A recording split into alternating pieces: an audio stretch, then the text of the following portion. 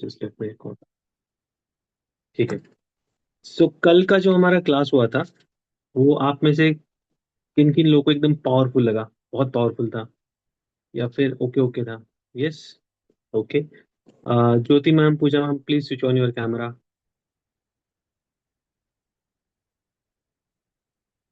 चलो तो तर आज, माझा कॅमेरा ओपनच होत नाही. ठीक आहे, मी तुम्हाला उद्या जेव्हा स्क्रीनशॉट तुम्ही मला पाठवला. भेटाल, हा, सो उद्या ना हम्म. तुमच्या मुलाकडून वगैरे ना त्याची एक सेटिंग करून घ्या. मला लक्षात आलं की तुमच्या इथे ना एक सेटिंग आहे, ती राहिली आहे ऍक्च्युली. सो ती सेटिंग ऑन करा, तुमचा कॅमेरा ऑन होऊन जाईल. हा ना, तो दरवेळेस मी विचार करते पण ह्या टायमिंगला दोघं पण नसतात मग इथं, आणि मला ठीक, आता काय नाही ठीक होत. हरकत. ज्या वेळेला दुपारच्या टायमाला येईल ना ते, त्या त्यावेळेला हम्म. ऑन हम्म. करून घ्या त्यांच्याकडून, ठीक आहे? हो हो हो. So okay. सो क्या था, आज लोग कम दिख रहे। अच्छा, स्मिता मैडम का मैसेज तो आया है कि वो शायद आज नहीं ज्वाइन कर पाएंगे, बाकी लोग का पता नहीं। ठीक है, जाने दो, no worries, let's start.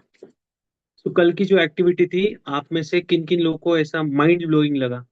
Mind blowing activity था कि जहाँ पर बहुत सारे जो ऐसे कुछ पैटर्न्स थे, वो थोड़ा सा दरवाजे जो थे वो ओपन हो गए।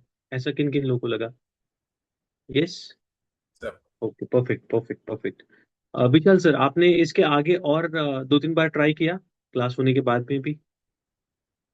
सर उसके बाद तो नहीं किया, बट ओके।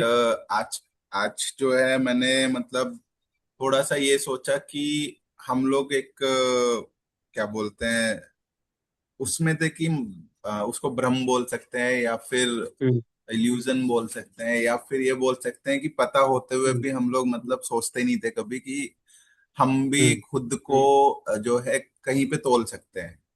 बिल्कुल क्योंकि बिल्कुल। ये जो एक्टिविटी की थी इससे ये समझ में आया कि जो क्रिटिक और जो सपोर्टर है हम्म। बेसिकली वो हमारे अंदर ही है, और हम्म। हम लोग उसको बाहर खोजते रहते हैं। और हम बिल्कुल। सोचते हैं कि यार कोई आएगा मुझे सपोर्ट करेगा, कोई आएगा मेरे क्वेश्चंस का आंसर करेगा, तब मैं आगे बढ़ूंगा। तो करेक्ट। वो एक क्लैरिटी मेरे को मिली सर, जो कि और उसके बाद आज मैंने एक्शन भी लिया।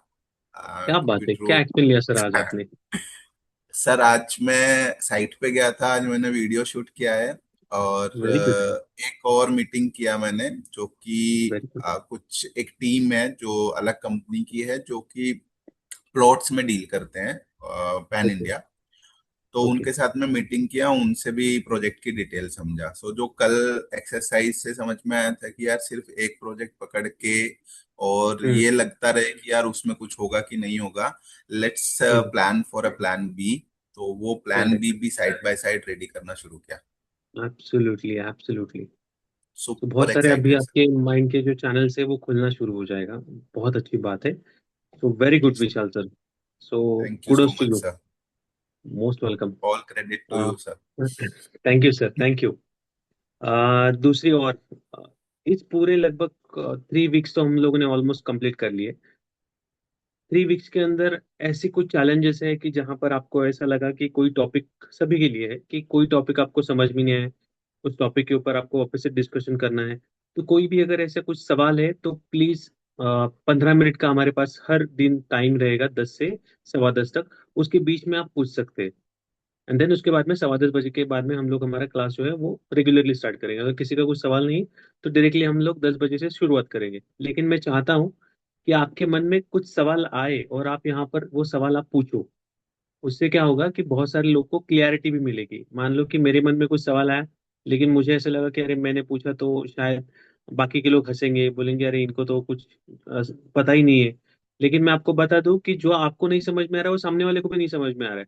लेकिन आप इस थॉट के अंदर हो कि शायद मैंने अगर पूछ लिया तो सब लोग बोलेंगे कि इनका क्लास में ध्यान नहीं रहता। तो ऐसा बिल्कुल भी नहीं है।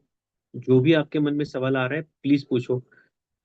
यहाँ पर मैं आपको सर ये बताने के मेरे लिए हूँ। साथ होता है, मतलब हाँ। लाइक यहाँ पे मैं मतलब रिलेट करना चाह रहा हूँ कुछ। हम्म। हम्म। अ, काफी बार मतलब मैक्सिमम टाइम्स ऐसा ही होता है, लाइक मैं किसी हम्म। सेशन में हूँ या हम्म। फिर लाइक कोई मीटिंग चल रही है। तो हम्म। मुझे लगता है कि यार ये ऑटो अंडरस्टूड है, मतलब इसको पूछने की जरूरत नहीं हम्म। है। और हम्म। मतलब हम्म। बाई चांस और कई बार ऐसा भी होता है कि कोई और वही क्वेश्चन पूछ रहा होता है।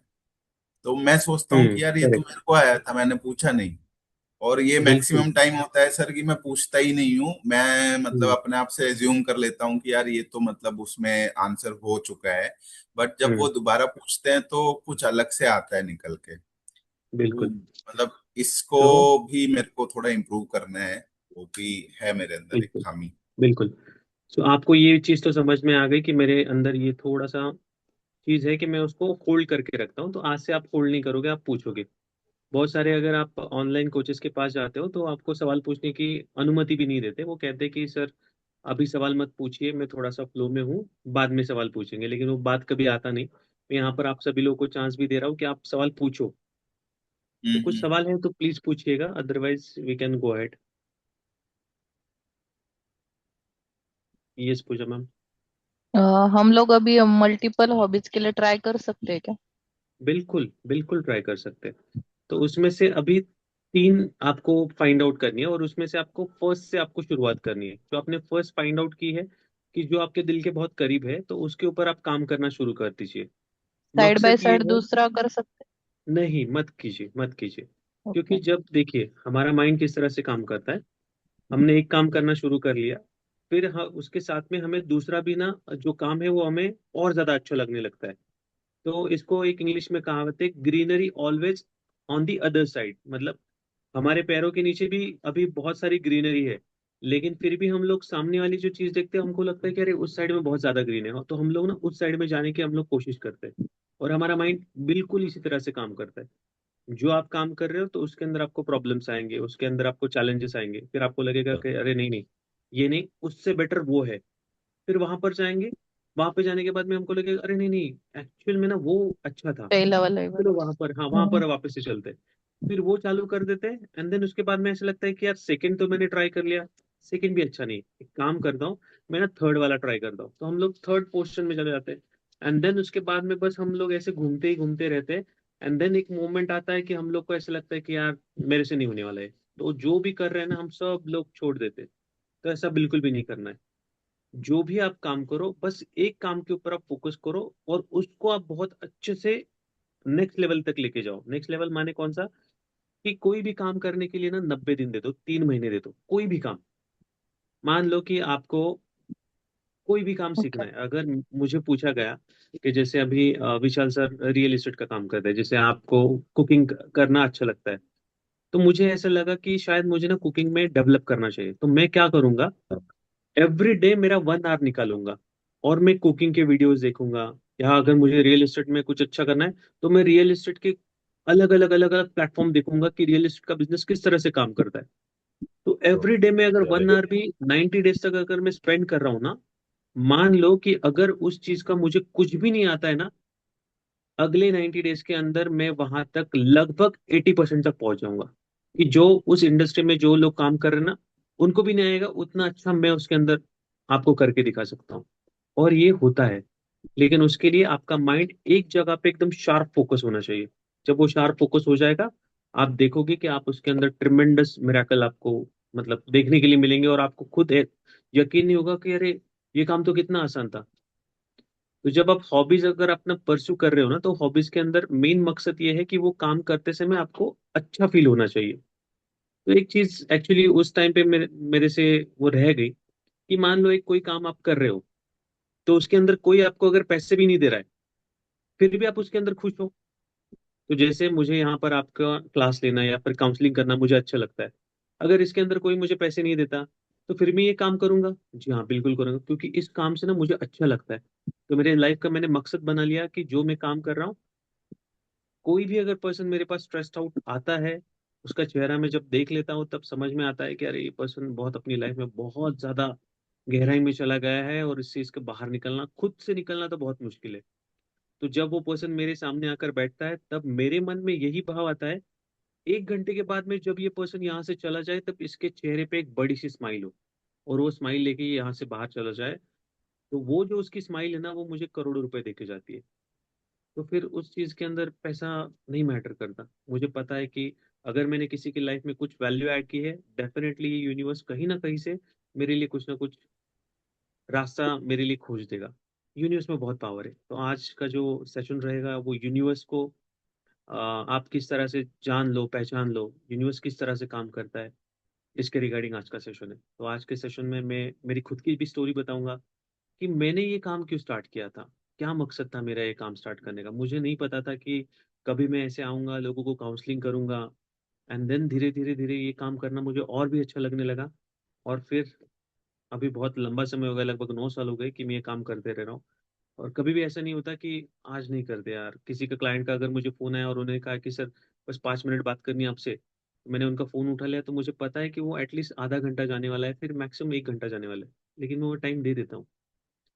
तो इतना फ्री रहता हूँ मैं, मतलब उस काम को लेकर अच्छा लगता है मुझे। बाकी सब काम मैं साइड में रख देता हूँ, लेकिन जो आदमी मेरे पास प्रॉब्लम लेके आया, मैं चाहता हूँ कि उसका प्रॉब्लम सॉर्ट आउट हो।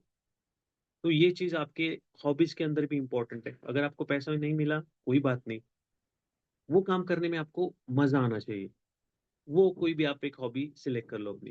ठीक है Pooja ma'am, I I hope कि you got your answer. Hello. Yes. Hello. हाँ, आपको आपका आंसर मिल गया। Hello hello. सर, आपको माझ्याकडे आवाज मिळा? थोडस नेटवर्कचा प्रॉब्लेम आहे. ओके, काय हरकत नाही, काय हरकत नाही. तुम्ही वायफाय वरती आहे का मोबाईल डेटा वरती आहे? दोन्ही पण वायफाय वर चेक आहे. करते मी आता, एक चालू एक ठीक, बंद करते. ठीक आहे, चालेल, काय हरकत नाही. बरं ठीक आहे. 1 2 3 1 2 3 1 2 1 2 4 3 ऐकायला आलं का तुम्हाला? हो हो. 3 मी बोललोच नाही. सर, मला एक प्रश्न आहे. हा विचारा मॅडम.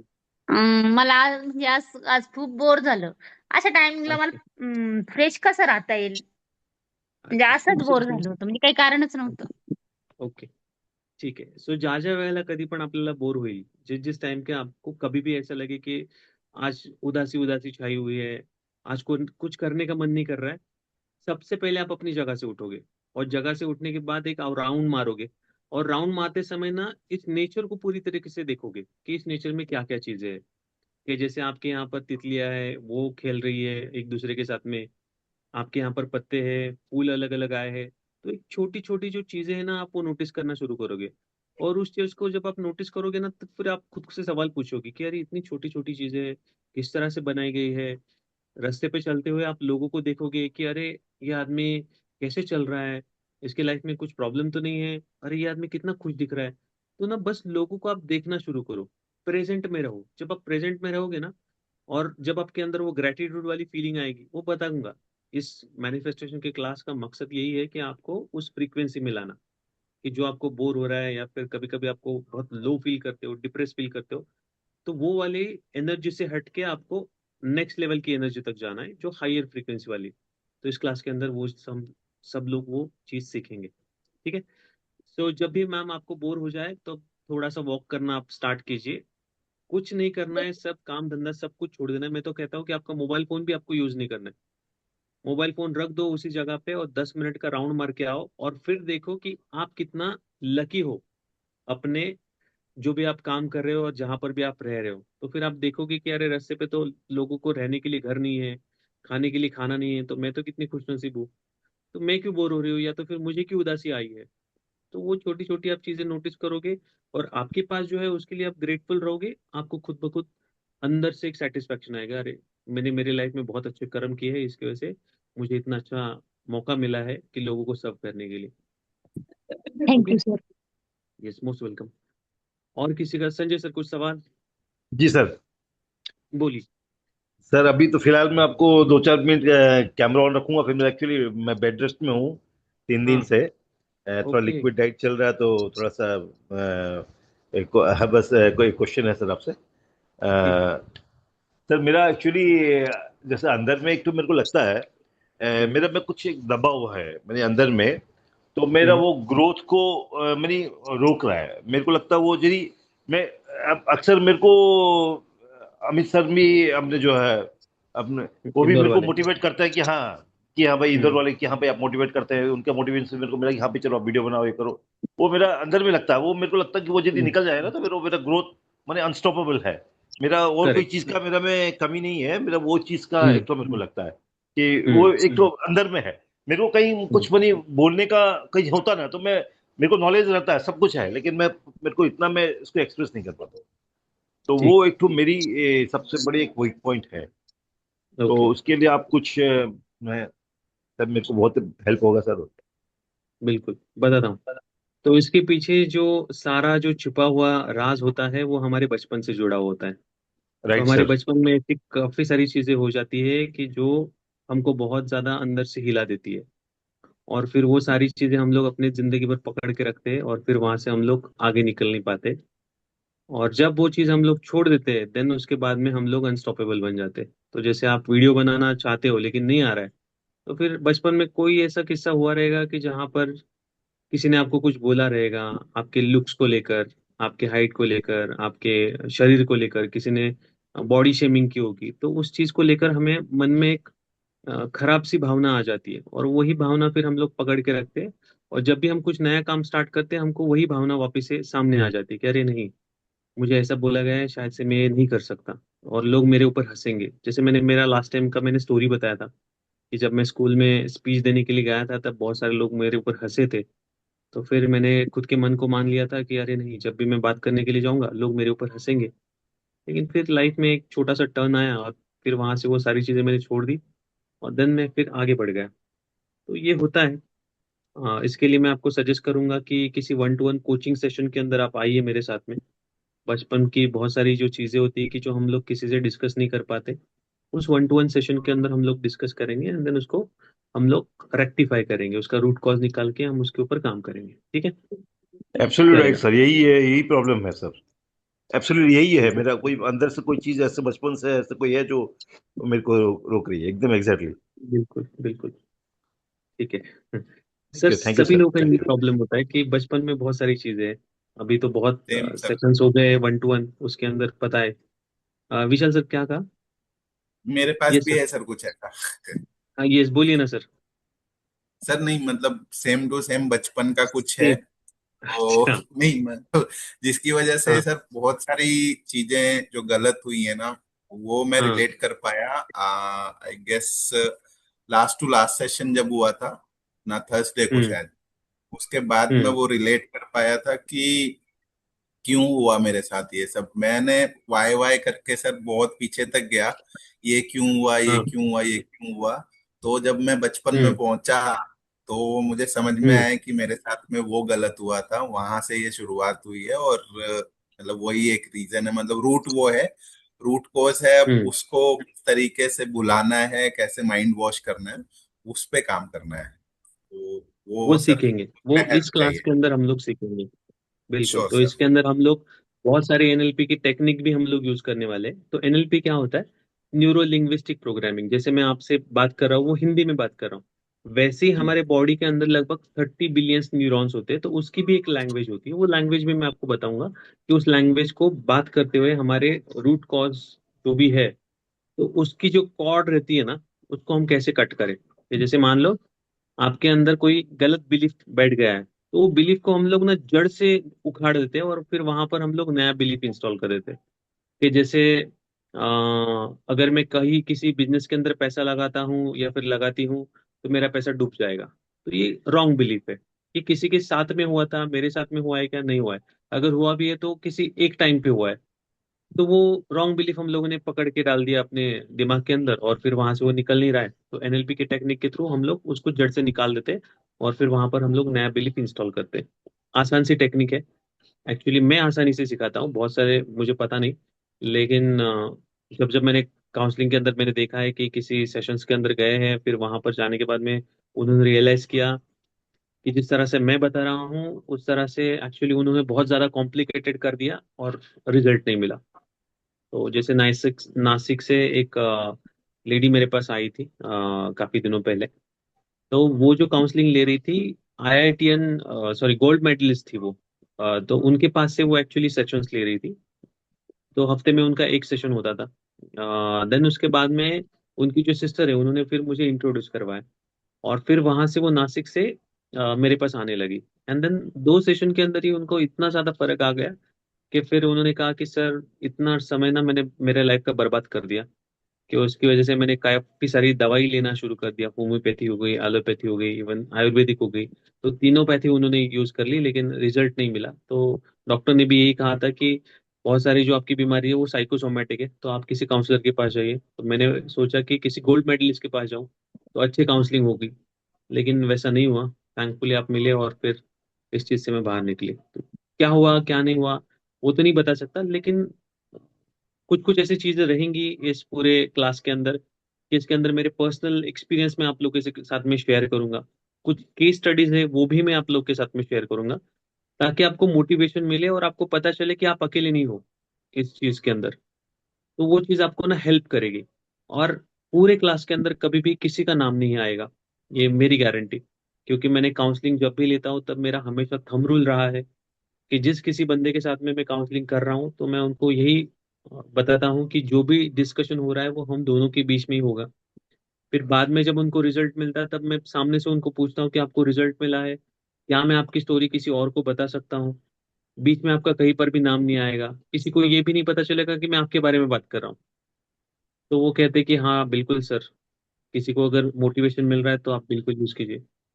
तो फिर वहां से वो सारी जो स्टोरीज है मैं आप लोग के साथ में शेयर करता हूँ।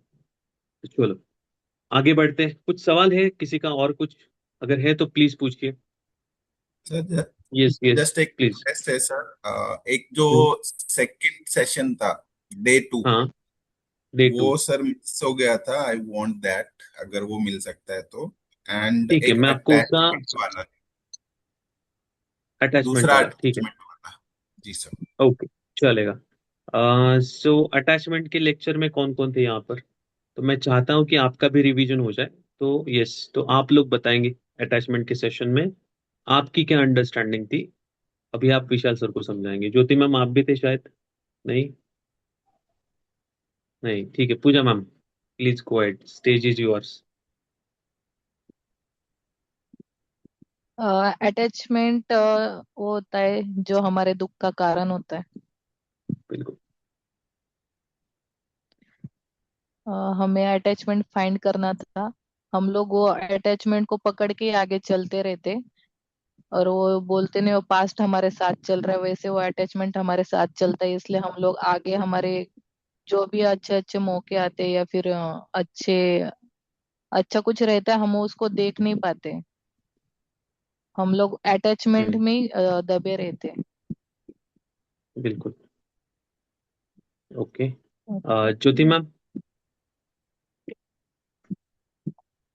नहीं, ठीक है। सो मैं थोड़ा सा ये, वैसे Pooja ma'am thank you so much, आपने बहुत अच्छे से बताया और बहुत अच्छे से आपने हिंदी में एक्सप्लेन कर किया। सो मैं थोड़ा सा बता देता हूँ थैंक यू। अटैचमेंट के उसके बारे लिए में। Double thank you sir. Yes, double thank you कि आज से उन्होंने ठान लिया है कि वो आज से हिंदी में बात करेंगे। विशाल सर के लिए। Thank you ma'am. Okay. Yes. So Vishal sir, attachment कुछ इस तरह से मान लीजिए कि कोई भी चीज है वो आपसे छूट नहीं रही है। तो जैसे किसी इंसान के प्रति हमें बहुत ज्यादा अटैचमेंट हो जाती है। तो ये मैंने नहीं शेयर किया, लेकिन ऊपर ऊपर से समझ लो। तो एक लड़का है और एक लड़की है। तो ये लड़के को वो लड़की पसंद कर रही है और इस लड़के को भी एक दूसरे को प्यार कर रहे हैं। मतलब कभी किसी से शेयर नहीं किया कि आप मुझे पसंद करते हो, मतलब मैं आपको पसंद कर रहा हूँ। और उस लड़की ने भी कभी शेयर नहीं किया कि मैं भी आपको पसंद कर रही हूँ। तो कभी एक दूसरे से कभी एक्सप्रेस नहीं किया। लेकिन स्कूल और कॉलेज में है तो कॉलेज से वो देख रहे हैं एक दूसरे को बस। वो किसी अलग क्लास में, ये किसी अलग क्लास में, एक दूसरे को बस देख रहे हैं। और किसी दिन इनके फ्रेंड सर्कल के अंदर किसी ने कह दिया कि अरे ये इसका क्रश है।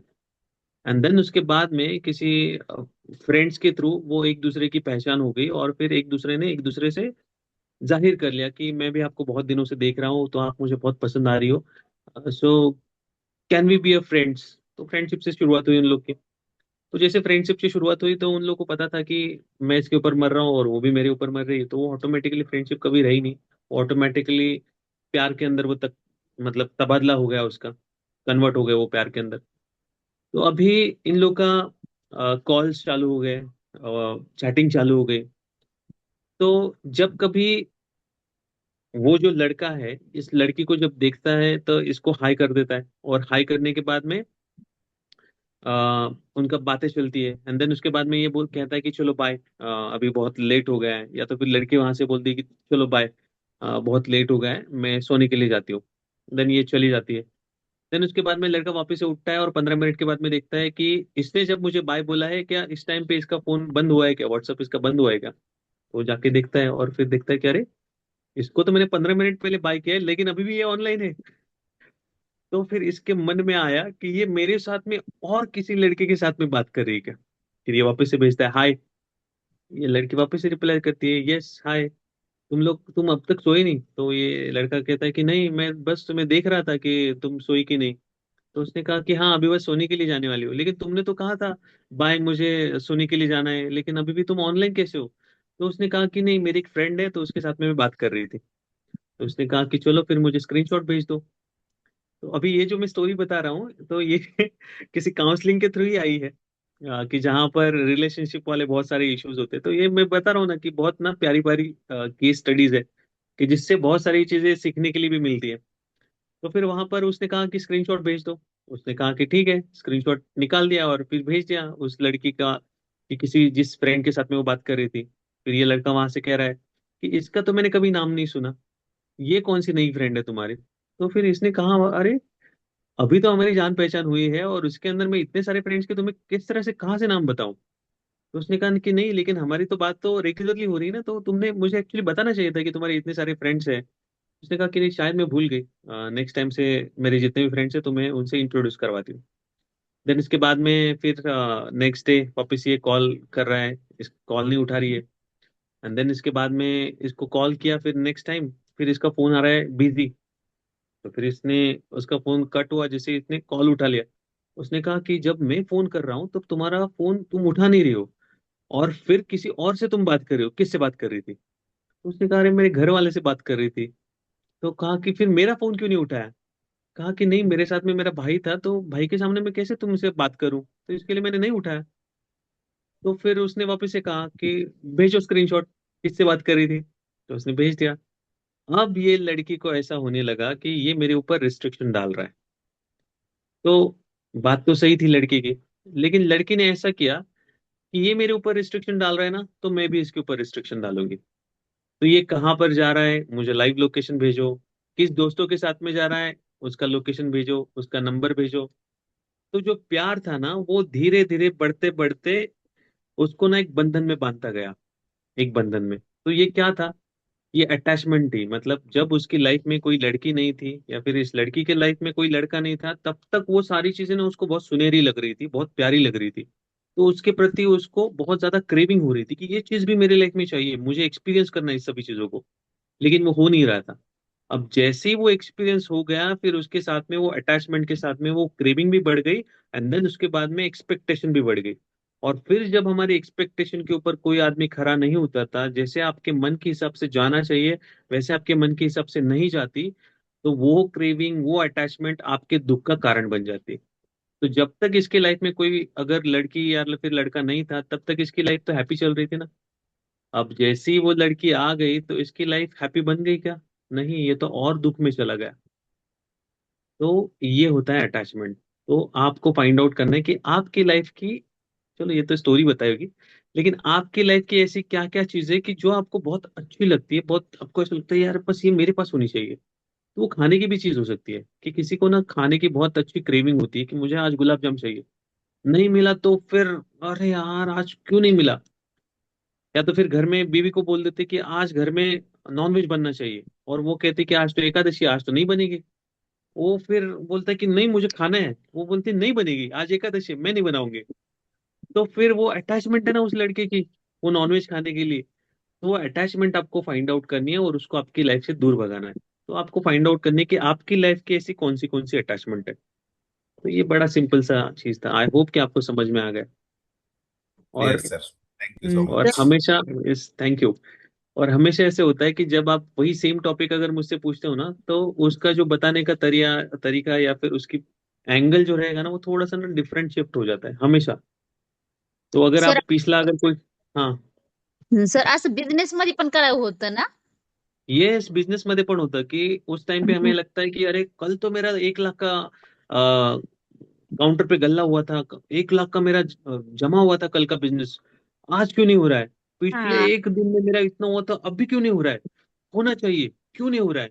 तो फिर हम लोग पूरी जिंजा लगा देते हैं और फिर उसके अंदर अपनी हम इतनी एनर्जी वेस्ट कर देते हैं। तो वो जो चीज उस टाइम पे मुझे मिली थी, वो चीज वापस से मुझे एक्सपीरियंस करनी है। क्यों नहीं एक्सपीरियंस हो रही है? मुझे तो वो चीज चाहिए क्योंकि मैंने एक्सपीरियंस की है। अभी वापस से चाहिए, नहीं हो रही है तो फिर और दुख हो रहा है। ये क्यों नहीं हो हम्म, रही है, क्यों नहीं हो रही है? तो वो अटैचमेंट है। वो अटैचमेंट आपको फाइंड आउट करनी है और फिर आपको बोलना है कि नहीं नहीं, एवरीथिंग इज इनपरमानेंस। इस दुनिया में कोई भी चीज परमानेंट नहीं है। जो चीज आज हुई है वो कल मेरे साथ में होगी, इसकी कोई गारंटी नहीं। हर जो भी चीज आई है वो इम्परमानेंस है। सब कुछ अनित्य है। अनित्य। सब कुछ अनित्य है। तो ये लाइफ का मंत्र आपको याद रखना है कि जब जब आपको अटैचमेंट आए तब तब खुद को बताना है दुनिया में सब कुछ अनित्य है। क्लियर यहां तक? यस। ओके। और कुछ सवाल? नहीं? ओके चलो। सो आगे बढ़ते हैं मैनिफेस्टेशन की क्लास की तरफ। सो आज का जो क्लास है, एक्चुअली मैं एक्सपेक्ट कर रहा था कि आज सभी लोग आए। कोई बात नहीं, जो जो लोग नहीं आए, तो ऐसा बहुत बार मैंने देखा भी है कि कुछ कुछ ऐसी भी चीजें होती है कि जहां पर आपकी एनर्जी भी उस लेवल की होनी चाहिए, उस लेवल की फ्रीक्वेंसी होनी चाहिए, तब वो सारी चीजें आपके पास आती है। तो कभी कभी उसके अंदर कर्म भी बताया गया है। कर्म किस तरह से काम करते हैं, कर्म, वो भी इस क्लास के अंदर बहुत अच्छे से समझेंगे। अभी जो आपकी करंट लाइफ जो चल रही है, वो किस वजह से चल रही है, उसके पीछे का लॉजिक क्या है, इसके आगे की आपकी लाइफ कैसी होगी, उसके पीछे का भी लॉजिक क्या है, वो भी इस पूरे एंटायर सेशन के अंदर जानेंगे।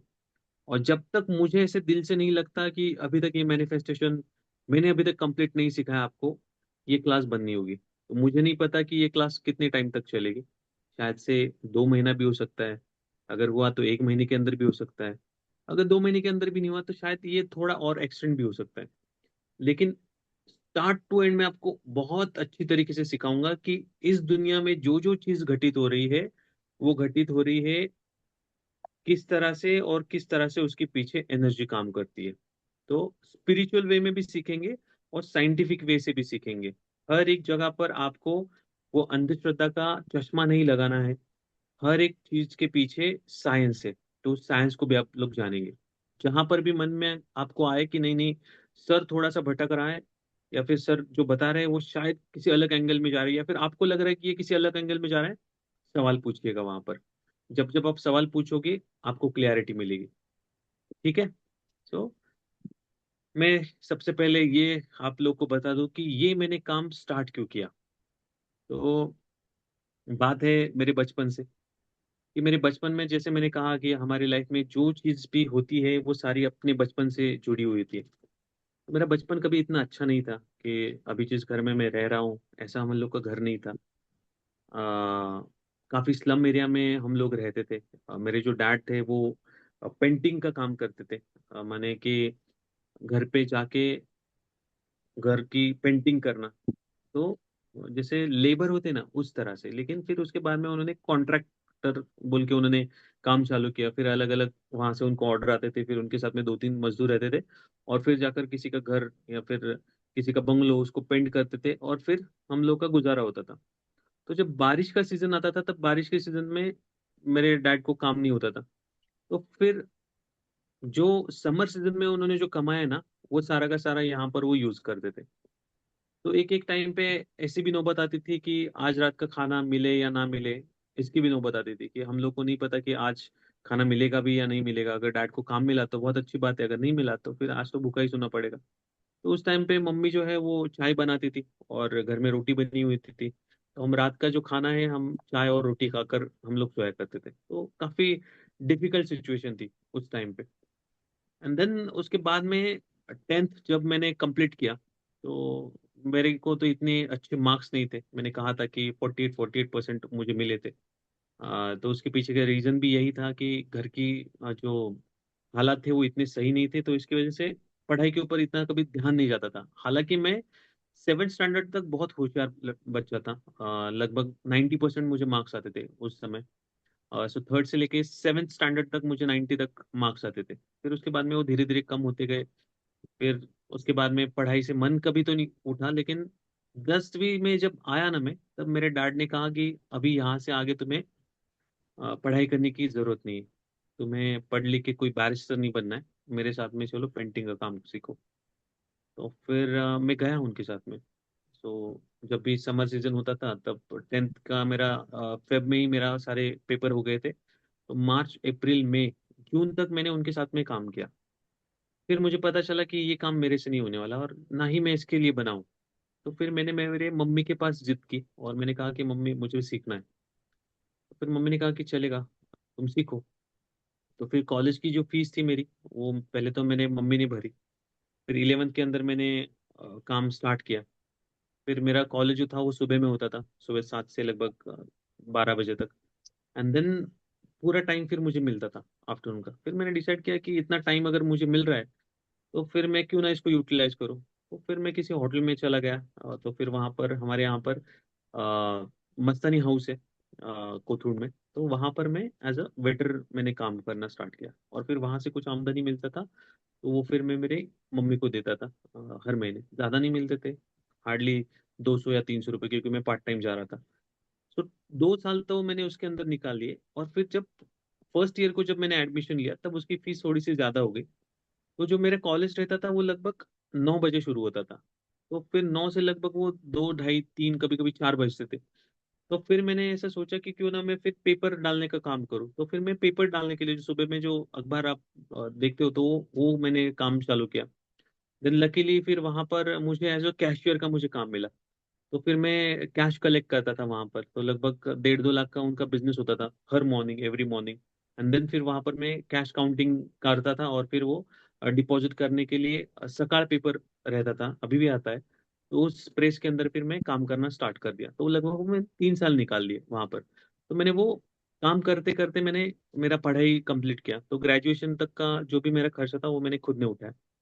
एंड देन उसके बाद में मुझे और एजुकेशन लेना था, लेकिन फिर टार्ड ने वापस से वही शब्द यूज किए कि जरूरत नहीं है, अभी ग्रेजुएशन कर लिया है, कहीं पर अच्छी जगह पे नौकरी ढूंढो। तो फिर मैं नौकरी करने के लिए चला गया।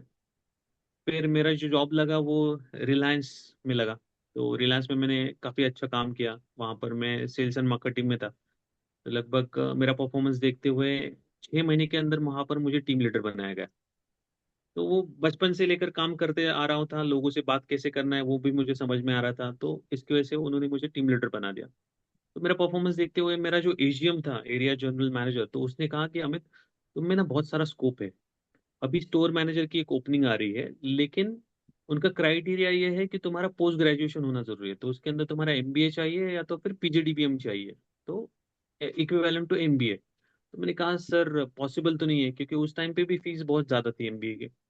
मैंने कहा कि सर अगर कुछ हो सकता है तो फिर उन्होंने कहा कि देखो, तुम्हें कॉलेज भी कर सकते हो तो ना कोई तुम ऐसा कॉल सेंटर ज्वाइन कर लो कि वहां पर नाइट शिफ्ट रहे, और फिर तुम सुबह कॉलेज कर लो दिन भर, एंड देन उसके बाद में तुम्हारा पढ़ाई भी कंप्लीट हो जाए, एंड देन तुम वापस से इस फील्ड में चले आना। तो फिर मैंने कहा कि ठीक है सर, ट्राई करता हूँ। तो जब मैं इंटरव्यू के लिए गया तब मुझे पता चला कि कॉल सेंटर का इंटरव्यू मैं क्रैक नहीं कर पाऊंगा, क्योंकि मेरा इंग्लिश इतना अच्छा था ही नहीं। मतलब सब कुछ, मेरा जो ग्रेजुएशन था वो मराठी मीडियम में हुआ था, इंग्लिश का नामो निशान नहीं था, इंग्लिश का मेरे अंदर फोबिया था। तो मुझे पता चला कि ये मेरे से नहीं होने वाला। तो मेरे पास ना एक मेरा कस्टमर आता था रेगुलर, तो उनको पता था। तो उन्होंने फिर मेरा इंटरव्यू लेना चालू किया। तो उनका एक्चुअली कंसल्टेंसी था, तो उसके थ्रू फिर उन्होंने मुझे प्लेसमेंट दिलाया। तो फिर मैं एक कंपनी में लगा। तो वहाँ पर नाइट शिफ्ट होता था। एंड फिर जब मैं वो नाइट शिफ्ट में अच्छा सैलरी आने लगा, फिर धीरे धीरे मेरा तो पढ़ाई से मन ही उठ गया। तो फिर ये कहते हैं ना कि अगर आप किसी चीज को शिद्दत से चाहते हो तो पूरी कायनात उसको आपसे मिलाने में जुट जाती है। तो वो एक्चुअली डायलॉग बहुत सही है, ओम शांति ओम का डायलॉग है। कभी इस क्लास के अंदर मैं आप लोगों को बताऊंगा उसके भी पीछे की एक स्टोरी। तो जब फिर मैंने काम करना स्टार्ट किया तो लगभग 2-3 साल तो निकल गए। 2-3 साल तक मैं पढ़ाई से बहुत दूर रहा। फिर मेरी लाइफ में एक मेरी फ्रेंड आई जिसका नाम था नूतन। तो फिर उसने एमबीए की वो भी पढ़ाई कर रही थी। तो वो एंट्रेंस की एग्जाम की प्रिपरेशन कर रही थी। और फिर मैंने उसकी जब बुक्स देखे, मैंने कहा कि नूतन ये तुम क्या कर रहे हो। तो फिर उसने कहा कि मैं एंट्रेंस की प्रिपरेशन कर रही हूँ। मैं बोला कि कैसे कर रहे थे। अब तक मुझे कुछ क्लियर नहीं था। एक्चुअली मैंने एमबीए के लिए मेरा पहला वाला जॉब छोड़ दिया था, लेकिन मैं कर नहीं पा रहा था। तो फिर उसने मुझे वो सारे बुक्स दिए और उसने मुझे जबरदस्ती वो एंट्रेंस एग्जाम के लिए मुझे बिठा दिया। तो मैं ना तुक्के से पास हुआ। मुझे उसने बुक्स दिए, मैंने हार्डली एक या दो बार पढ़े होंगे। और फिर मैं एंट्रेंस एग्जाम देने के लिए गया और मैं बस वो जो ABCD था, मैं किधर भी कुछ भी कर रहा था, लेकिन मैं पास हो गया। जब मैं पास हुआ तब मेरा नंबर भी जो था मेरी आसपास के कॉलेज में लगा। तो फिर मैं बोला कि यार सही है। फिर मैं उस कॉलेज में गया। कॉलेज से जाने के बाद में एडमिशन तो हो गया। फिर मैंने डीन से बोला कि सर, मैं एवरीडे आपके कॉलेज में नहीं आ सकता, तो आप ना मुझे परमिशन दे दो कि मैं आधा जो लेक्चर है वो करूंगा, और फिर आधे लेक्चर के बाद में मैं जॉब के लिए चला जाऊंगा। तो उन्होंने कहा ठीक है, चलेगा। तो फिर ऐसे करते करते फिर मैंने 2 साल निकाल दिए। लेकिन जब मैंने MBA के लिए एडमिशन लिया तो लगभग 5 साल गुजर गए थे उसके बीच में। पढ़ाई से मैं पूरी तरीके से कट ऑफ हो गया था। तो 2007 में मेरा ग्रेजुएशन कंप्लीट किया, और आते आते 2012 तक मैंने फिर MBA के लिए एडमिशन लिया। एडमिशन लिया, लेकिन फर्स्ट जो सेमेस्टर था ना, एक भी सब्जेक्ट मेरा क्लियर नहीं हुआ। सब सब्जेक्ट में मैं फेल। मैं बोला अरे यार, मत मारी गई और मैं यहाँ पर आया। पैसे तो पैसे जाएंगे, ऊपर से गालियां पड़ेंगी वो अलग। लेकिन कहते हैं ना कि वापस से फिर मेरी लाइफ में जो कॉलेज के जो दोस्त थे, मतलब अभी वो तो मेरे से बहुत छोटे छोटे बच्चे थे, जैसे अभी इनको हम लोग जेंजी कहते हैं, तो वो जेंजी थे एक्चुअली मेरे दोस्त। तो वो जेंजीज ने एक्चुअली मुझे मदद की कि मुझे उन लोगों ने पढ़ाया कि वो अलग अलग पार्ट से आए थे ना, तो मैं उनके रूम पे जाता था, फिर वो मुझे सिखाते थे कि आज लेक्चर में क्या हुआ, कैसे हुआ। एंड देन उसके बाद में फिर मैं एग्जाम के लिए प्रिपेयर हुआ। और फिर मैंने मेरा पूरा सेमेस्टर मैंने कंप्लीट कर दिया। 2 सेमेस्टर मैंने, मतलब चारों की चारों सेमेस्टर फिर मैंने क्लियर कर दी। लेकिन बचपन में जब मेरी ये सारी सिचुएशन चल रही थी, तब मैंने ना 10th स्टैंडर्ड में आते आते बिल गेट्स का एक कोट पढ़ा था कि if you born poor, it's not your fault, but if you die poor, it's completely your fault. तो मैंने ठान लिया था कि मेरा जन्म जो है वो गरीबी में हुआ है। मैं गरीब घर में से जन्मा तो हूँ, लेकिन मरते समय में कभी गरीब नहीं रहूंगा। मरते समय में मैं अमीर ही रहूंगा और अमीर ही मरूंगा। ये मैंने ठान लिया था। तो फिर मैं अलग अलग बुक्स उस टाइम पे भी पढ़ता था, मुझे बुक्स पढ़ना अच्छा लगता है। तो फिर मैं अलग अलग एंटरप्रेनर्स के बुक पढ़ता था, फिर मैं देखता था कि उन्होंने जीरो से कैसे स्टार्ट किया और कैसे अपना बिजनेस बड़ा किया। तो मैं काफी इंस्पायर हुआ था ऐसे बहुत सारे लोगों से। तो उसके अंदर कामत करके है, उसके विट्ठल कामत की, जिनका बुक एक्चुअली मुझे बहुत अच्छा लगा था। कि कामत रेस्टोरेंट जो आप देख रहे हो महाराष्ट्र में, मुझे पता नहीं कि महाराष्ट्र के बाहर है कि नहीं, लेकिन उनसे मैं बहुत ज्यादा प्रभावित हुआ था। उसके बाद में DS के थे, कुलकर्णी, कि जो कंस्ट्रक्शन लाइन में थे, कि उन्होंने भी अपनी शुरुआत जो थी वो जीरो से की थी, लेकिन उन्होंने बहुत बड़ा बिजनेस बनाया। इवन US के अंदर भी उनका कंस्ट्रक्शन का काम चल रहा था। तो ऐसे जो बुक्स है ना, वो आपको ना बहुत ज्यादा अंदर से इंस्पायर करते हैं। और बुक क्यों आपको पढ़ना चाहिए? किसी एक आदमी का पूरा लाइफ का जो जर्नी है ना, वो एक बुक में समा देता है। और वो पूरी जो बुक जब आप पढ़ लेते हो ना, तब उसका पूरा जो क्रक्स है ना, वो आपको पूरा मिल जाता है और आप उसके ऊपर काम करना चालू कर देते हो। तो इसकी वजह से आपको भी मैं सजेस्ट करूंगा कि बुक्स पढ़ो। देन उसके बाद में फिर मैंने डिसाइड किया कि मैं कुछ ना कुछ तो करूंगा। तो मेरे भाई को मैंने साथ में लिया। जैसे ही मेरा MBA कंप्लीट हुआ, तो उसके साथ साथ मेरे भाई के साथ में मैंने एक कैफे स्टार्ट किया। तो वहां पर हम लोग बर्गर और सैंडविच हम लोग बेचते थे। देन उसके बाद में मार्केटिंग तो मैंने अच्छे से सीख ही ली थी तब तक। तो फिर मैंने क्या किया कि मैंने ना एक प्रोग्राम रन किया वहां पर, कि 1 रुपए दे दो और आपको जब आउटलेट में आप आओगे तब आप कोई भी चीज ऑर्डर कर लो, बर्गर कर लो या फिर सैंडविच कर लो या फिर कोल्ड कॉफी कर लो, आपको बस 1 रुपए में मिलेगी। तो वो एक हफ्ते के लिए मैंने कैंपेन रन किया। अलग अलग पेपर में वो इश्तिहार मैंने दिए, क्योंकि न्यूज़पेपर एजेंसी से आया था। तो मुझे पता था कि एडवर्टाइजमेंट किस तरह से काम करती है। तो वो मैंने एडवर्टाइजमेंट पूरी उस एरिया में मैंने सर्कुलेट किया, और बहुत रश हुआ मेरे यहाँ पर वो कैफे में। और देखते देखते हार्डली 1 महीने के अंदर मेरा जो कैफे था वो उसका बहुत अच्छा सेटअप हो गया वहां पर। तो वहां पर मैकडी में जो लोग जाते थे वो लोग मेरे कैफे में आते थे। तो इतना अच्छा वो कैफे बन गया था। और फिर उस कैफे की बदौलत फिर मुझे सामने से सीजन्स मॉल जो है हडपसर में, वहां पर फिर मुझे ऑफर आई। फिर वहां का मैंने कैफे संभालना एक्चुअली शुरू किया था। वहां पर ना उस टाइम पे गेमिंग जोन हुआ करता था, जो बर्फ का जो होता है ना, क्या कहते हैं उसका, कुछ तो नाम अलग था, लेकिन वो इन लोग का था। गोरेगांव में जो है ना, एसएल वर्ल्ड वालों का वो था। तो उनका मैंने कैफे, फिर कैंटीन एक्चुअली उन लोग का मैंने संभालना शुरू किया। तो वो भी मेरा बिजनेस काफी अच्छा चल रहा था, बहुत अच्छी आमदनी भी हो रही थी।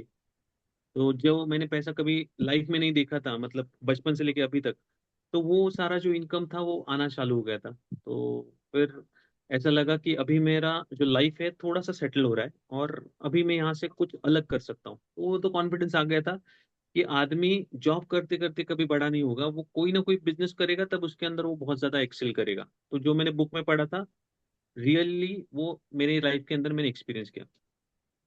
लेकिन 2014 आते आते कुछ ऐसी चीजें हो गई कि वो जो पूरा रेस्टोरेंट का जो बिजनेस था वो मुझे बंद करना पड़ा। तो फिर वो रेस्टोरेंट का मैंने बिजनेस तो बंद कर दिया। लेकिन साथ ही साथ मेरा एमबीए कंप्लीट हो रहा था, तो एमबीए के अंदर मैंने स्पेशलाइजेशन मेरा आईबी में मैंने सिलेक्ट किया था, इंपोर्ट एक्सपोर्ट के अंदर। तो मेरे मन के अंदर मैंने ठान ही लिया था कि आगे जाके मुझे इंपोर्ट एक्सपोर्ट ही करना है। तो फिर मैंने जहां से उतना जो कुछ भी पैसा आया वो सारा का सारा पैसा उठा के मैंने इंपोर्ट एक्सपोर्ट के बिजनेस में मैंने डाल दिया। तो बहुत अच्छा वहां पर से पैसा आया था। तो वो रेस्टोरेंट का बिजनेस क्लोज करने के बाद में मैंने पूरा पैसा उठाया और इंपोर्ट एक्सपोर्ट में डाल दिया। फिर मैंने सबसे पहले जो अपने मैंगोज होते हैं रत्नागिरी के, हापुस जिसको कहते हैं, वो फिर मैंने एक्सपोर्ट करना शुरू किया। तो मेरी फर्स्ट कंसाइनमेंट यूएस में चली गई थी। देन उसके बाद में धीरे धीरे फिर मैंने पोमोग्रेनेट्स, फिर प्याज, फिर ऑनियन, उसके बाद में बटाटा, क्या कहते हैं, बटाटे को हिंदी में क्या कहते हैं, आलू। हाँ, आलू। आलू, यस। तो मैंने पाकिस्तान में भी भेजे, श्रीलंका में भी भेजे। और ज्यादातर मेरा जो कार्गो जाता था वो दुबई में जाता था। तो दुबई में अल अवीर करके मार्केट है, जैसे आपके यहाँ पे वाशी में जैसे मार्केट है, तो वैसे ही अल अवीर करके दुबई में मार्केट है। वहां पर डेली मेरा कंटेनर आता जाता था। तो उसके अंदर सारा तरकारी का माल रहता था। तो फिर वहां से मैंने अलग अलग फार्मर्स को मैंने टैप किया, और वो टैप करते करते फिर मेरा बिजनेस काफी ज्यादा ग्रो होने लगा। तो फिर मैंने नासिक में मेरे कुछ मैंने ब्रोकर्स पकड़े, और उनके पास से फिर मैं प्याज उठाता था, ऑनियन। तो जो अभी आप जो भी मार्केट से जो भी आप सब्जी लेते हो ना, वो आपको जो मिलती है आपके प्लेट के अंदर, वो लगभग सी ग्रेड या फिर डी ग्रेड की रहती है। ए ग्रेड की जो भी सब्जी होती है ना, वो सारी एक्सपोर्ट होती है। ए ग्रेड का कोई भी आप माल उठा लो, वो सारा एक्सपोर्ट होता है। तो जो हम एक्सपोर्ट करते थे प्याज, तो वो प्याज इस तरह से, इसका इतना साइज होता था, तो लगभग 60 to 55 का वो प्याज होता था, इतना बड़ा। और वो प्याज हम लोग एक्सपोर्ट करते थे। तो फिर वहां से मैंने एक्सपोर्ट करना शुरू किया, और लगभग 2016 की बात है। बिजनेस काफी अच्छा चल रहा था, काफी अच्छे मेरे कॉन्टेक्ट भी हो चुके थे, अलग अलग बायर्स मुझे अच्छी तरीके से पहचानने लगे थे। तो फिर आते आते 2015 में मेरे मेरे खुद का लाइसेंस निकाला। उससे पहले तक मैं फिर मेरे दोस्त के लाइसेंस पे काम कर रहा था। तो फिर वो लाइसेंस निकाला, फिर उसके बाद में मैंने एग्रीकल्चर प्रोडक्ट के साथ में फिर मैंने मसाले जो थे उसका भी मैंने एक्सपोर्ट करना शुरू किया। तो उसके अंदर भी काफी अच्छा सारा मुझे प्रॉफिट हुआ। तो फिर धीरे धीरे करते करते जो मेरा प्रॉफिट था और जो मेरा बिजनेस था वो बहुत अच्छे से फुलफिलने लगा, और मुझे लगा कि अभी लाइफ तो एकदम सेटल है। एंड देन उसके बाद में ऐसी एक चीज हुई कि जो मैंने कहा ना कि लाइफ में बचपन में मैंने पैसे नहीं देखे थे, और फिर मैंने ठान लिया था कि मैं बहुत पैसे कमाऊंगा। ग, मतलब गरीब अगर मैं पैदा हुआ हूं तो गरीब नहीं मरूंगा, अमीर ही मरूंगा। तो वो जो पैसे के लेकर जो मेरे अंदर जो चीज थी ना, जो आग थी, वो बहुत ज्यादा थी। मुझे बहुत पैसा कमाना है। कितना कमाना है वो नहीं पता, लेकिन बहुत कमाना है। तो जो भी पैसा आ रहा है वो हमेशा मुझे कम लगता था कि अरे ये तो अभी अभी भी कम है, अभी भी मेरे लिए कम है, और ज्यादा चाहिए तो और ज्यादा चाहिए। जो अटैचमेंट कह रहा हूँ ना, वो पैसों के साथ में मेरी अटैचमेंट बहुत ज्यादा हो गई थी। एंड देन फिर 2016 में ऐसी एक नौबत आई। लगभग मैंने 17 कंटेनर, तो एक कंटेनर के अंदर लगभग 14 टन माल होता है। 14 टन माने एक टन लगभग 1000 kg, और 14 टन माने 14,000 किलो एक कंटेनर के अंदर। तो ऐसे लगभग मैंने 17 कंटेनर मलेशियन मार्केट में भेजे थे। तो जब वो मलेशियन मार्केट में गए, तो उस टाइम पे जो मैंने प्याज था वो मैंने उठाया था 25 रुपए पैसे किलो। किलो के भाव में 25 पैसे किलो के भाव से मैंने वो प्याज उठाया था। तो इंडस्ट्री का मैंने काफी सारी पढ़ाई कर ली थी। मैंने कहा ना कि 90 डेज आप किसी भी चीज को दे दो, किसी भी इंडस्ट्री में दे दो, आप उसके अंदर मास्टर जरूर बनोगे।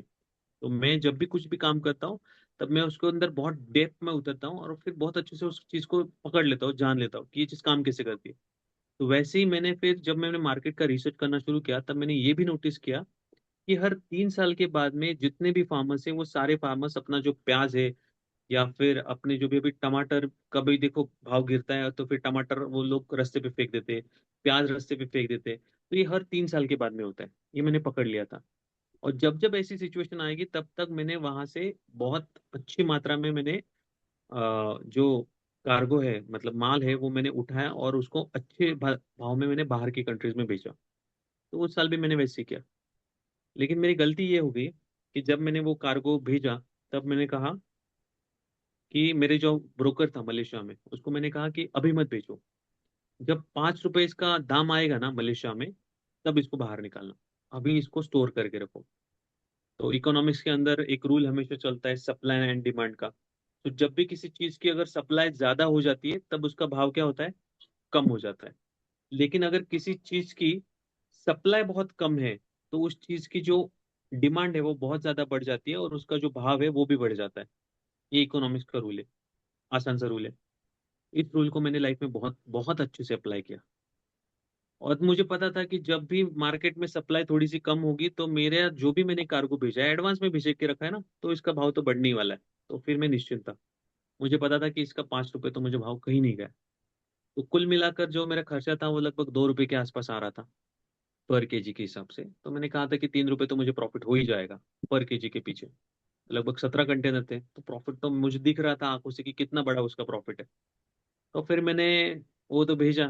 देन उसके बाद में फिर 2-3 दिन गए, फिर उसके बाद में मैंने मेरे ब्रोकर को मैंने रेट पूछा कि अभी रेट क्या चल रहा है। तो उसने कहा कि सर अभी तो रेट मार्केट थोड़ा सा टाइट है, 1.5 रुपए के आसपास भाव चल रहा है। मैंने कहा कि यार ये 1.5 रुपए, 1 रुपए मैंने तो मैंने खरीदी किया है, तो मुझे बस 50 पैसे मिलेंगे, रहने दो ऐसे ही। तो फिर वो पेरिशेबल गुड्स होता है, तो अगर उसको हवा नहीं मिली तो फिर वो खराब होना चालू हो जाता है। देन उसके बाद में फिर मैंने उससे कहा कि 1 हफ्ता तो हो गया है, गोडाउन के अंदर माल है, देख लो कुछ प्रॉब्लम तो नहीं हुआ है। तो फिर उसने जैसे ही गोडाउन खोला, फिर उसको बदबू आने लगी। फिर उसने कहा कि सर प्रॉब्लम है कि हवा नहीं थी कहीं से भी। तो फिर थोड़ा मुझे ऐसे डाउट हो रहा है कि प्याज थोड़ा सड़ गया है। तो फिर मैंने कहा कि निकालो। तो फिर उसने निकाला, तो 17 कंटेनर में से हार्डली मुझे बस एक कंटेनर हाथ में मिला। और वो जब एक कंटेनर मिला, मेरे पाँव के नीचे से जमीन खिसक गई। मैंने कहा कि इतनी भी लालच अच्छी नहीं है। तो फिर उस टाइम पे मेरे मन के अंदर आने लगा कि जब मैंने बिजनेस करना स्टार्ट किया, तब मेरे घर के अंदर बहुत सारे मेरे रिलेटिव थे, मेरे फ्रेंड्स थे। उन्होंने कहा कि हमारे घर में किसी ने बिजनेस नहीं किया है, तुम भी मत करना। बिजनेस करोगे बहुत बड़ा लॉस हो जाएगा, कहीं मुंह दिखाने के काबिल नहीं रहोगे। अगर उस चीज का तुम्हें एक्सपीरियंस है तभी वो बिजनेस करो। लेकिन मेरे मन के अंदर ऐसा था कि किसी ने नहीं किया तो मैं करके दिखाऊंगा। वो कॉन्फिडेंस था मेरे अंदर, और वो एक्चुअल में मैंने किया भी। लेकिन जो ग्रीड थी ना पैसों को लेकर, वो गई नहीं थी। और वो ग्रीड के चक्कर में फिर मेरा इतना बड़ा लॉस हुआ कि उस टाइम पे 2016 के बीच में वो जो लॉस जब मैं देखता था, तब लगभग 1 CR के आसपास था वो लॉस। अभी अमाउंट वो इतना कुछ बड़ा नहीं लगता, लेकिन उस टाइम पे जब आपके हाथ में कुछ नहीं रहता, तो अमाउंट आपको बहुत बड़ा लगता है। एंड देन उसके बाद में फिर मैं देखता था कि मैंने जो इन्वेस्टमेंट जो उठाई थी, वो अलग अलग एंजल इन्वेस्टर से मैंने इन्वेस्टमेंट उठाई थी। फिर मुझे पता चला कि जिन जिन लोगों से मैंने इन्वेस्टमेंट उठाई है, तो उनको तो मुझे पैसा तो देना ही देना है, उसके साथ उनका कुछ एक्स्ट्रा का इंटरेस्ट भी है, तो वो भी तो मुझे देना है। तो फिर मुझे पता चला कि मैं पूरी तरीके से हार गया हूँ, और यहाँ से बाहर निकलना मेरे लिए अभी थोड़ा मुश्किल है। तो फिर जब मैं देखता था, तब कोई अगर मेरे से बात करने के लिए आ रहा है, तो फिर मैं उससे बात तो कर लेता था। कोई सामने बैठा है, बात कर रहा है। जब वो चला गया, देन उसके बाद में मैं पूछा था क्या कह रहे थे ये?